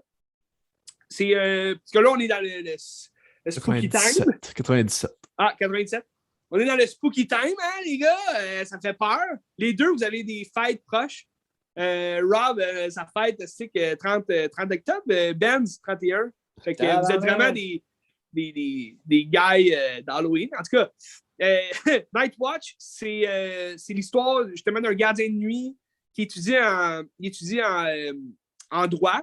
Puis pour payer ses études, ben là, il travaille de nuit à la morgue de l'hôpital. Puis là, il a tout le temps, il a peur parce qu'il faut qu'il aille éteindre une alarme dans la salle de la morgue. Fait que là, c'est quand même effrayant. Là, puis là, il y a comme un tueur en série, justement, qui tue des gens dans ce coin-là. Puis là, un moment donné, ben là, il est comme suspect dans cette affaire-là. Fait que c'est vraiment bon. Puis t'as Josh Brolin aussi qui joue dans ce film-là. Fait que c'est des jeunes acteurs. Oui, vas-y. C'est qui le scénariste ou un des scénaristes sur ce film-là? Oui, écoute, ça fait longtemps, mais oui, je sais qu'il y a un scénariste que... Steven Soderbergh. C'est ça, Steven Soderbergh. Il me disait de quoi. Mais, mais je savais qu'il y avait un scénariste qui était... Fait que si vous aimez Ewan McGregor, là, dans ses premiers films, justement, c'est un de ses bons. Après ça, j'ai écouté Petit meurtre entre amis, avec aussi Ewan McGregor, puis deux autres acteurs britanniques là, qui m'échappent un peu. Petit meurtre entre amis. Je vais le trouver. C'est un bon film aussi que tu reconnais son jeu d'acteur de Trainspotting. Tu retrouves le Ewan McGregor, le jeune Ewan McGregor qui joue un gars un peu plus stressé. Ah, mais OK, c'est Shallow Grave de Danny Boyle. Oui, c'est ça. OK, oui. Oui. Puis, c'est le film Petit meurtre entre amis, c'est trois colocs qui cherchent un quatrième. Puis là, finalement, ben, le quatrième qui ont finalement pris pour habiter là, il se retrouve mort un matin. Il le découvre mort. Puis là, il découvre une mallette d'argent. Fait que là, ceux-là, ils sont comme, ben là, on cache-tu le corps, puis on fait comme s'il était mort ailleurs, puis on l'a jamais vu, puis on garde l'argent. Puis là, ils décident que oui. Fait que là, ils s'en vont cacher le corps, puis là, ils commencent à paranoïer un peu sur justement le fait qu'il soit mort dans leur appart. Puis là, les policiers qui ont découvert le corps, ben là, ça leur amène à eux, tu sais. Fait que, toutes sortes d'histoires comme ça. Mais c'est des deux très bons films de Ewan McGregor, là, si vous aimez l'acteur, puis si vous aimez ce genre de film-là. C'est des thrillers psychologiques un peu. Fait que... D'ailleurs, c'est le premier film de Danny Boyle, son premier long-métrage. Oui, c'est ça, j'avais vu aussi. Puis c'est très bon, tu sais, on connaît Danny Boyle, tu sais, il aime beaucoup jouer dans la psychologie. Puis je trouve ses plans, tu sais, sa réalisation fait en sorte que, justement, on soit quasiment anxieux pour le personnage. Fait que ce film-là, ben, il est très bon. Je vous le conseille. Excellent. Il reste 1 minute 55. Ouais, parce que je vais finir avec, tu sais, Dr. Sleep. Je sais pas si tu l'avais vu, Dr. Sleep. Oui. Ewan McGregor, tu sais, on le reconnaît aussi dans ce film-là. Tu sais, au début, il joue un jeune Danny un vieux Danny qui est comme alcoolique, tu sais, il est comme dépressif de toute sa vie. Fait que ça nous rappelle un peu Trainspotting, je trouve, la façon dont il joue, là. Mais c'est ça. Je trouvais Obi-Wan... Ben, tu sais, les classiques McGregor, c'est Trainspotting 1, Trainspotting 2, je pense. Ben oui. C'est extraordinaire. C'est extraordinaire. Puis il est bon dans des rôles où il joue des Christy de malades. Ouais. Fait que je trouvais Obi-Wan, il manquait un peu de jeu d'acteur de sa part. Mais je pense pas que c'est sa faute. Je pense qu'il est tributaire de la réalisation puis du texte. Puis, je pense pas non plus. Je pense qu'il y a une chance qu'il est là, justement, parce que ça aurait été encore plus dégueulasse. Mais moi, ce que je n'ai pas compris, c'est pourquoi il a accepté ce projet-là. J'imagine que c'est payant. C'est la seule raison. Hey. Fait que, on écoute Star Wars, gang, puis on adore ça! Qu'est-ce que tu regardes?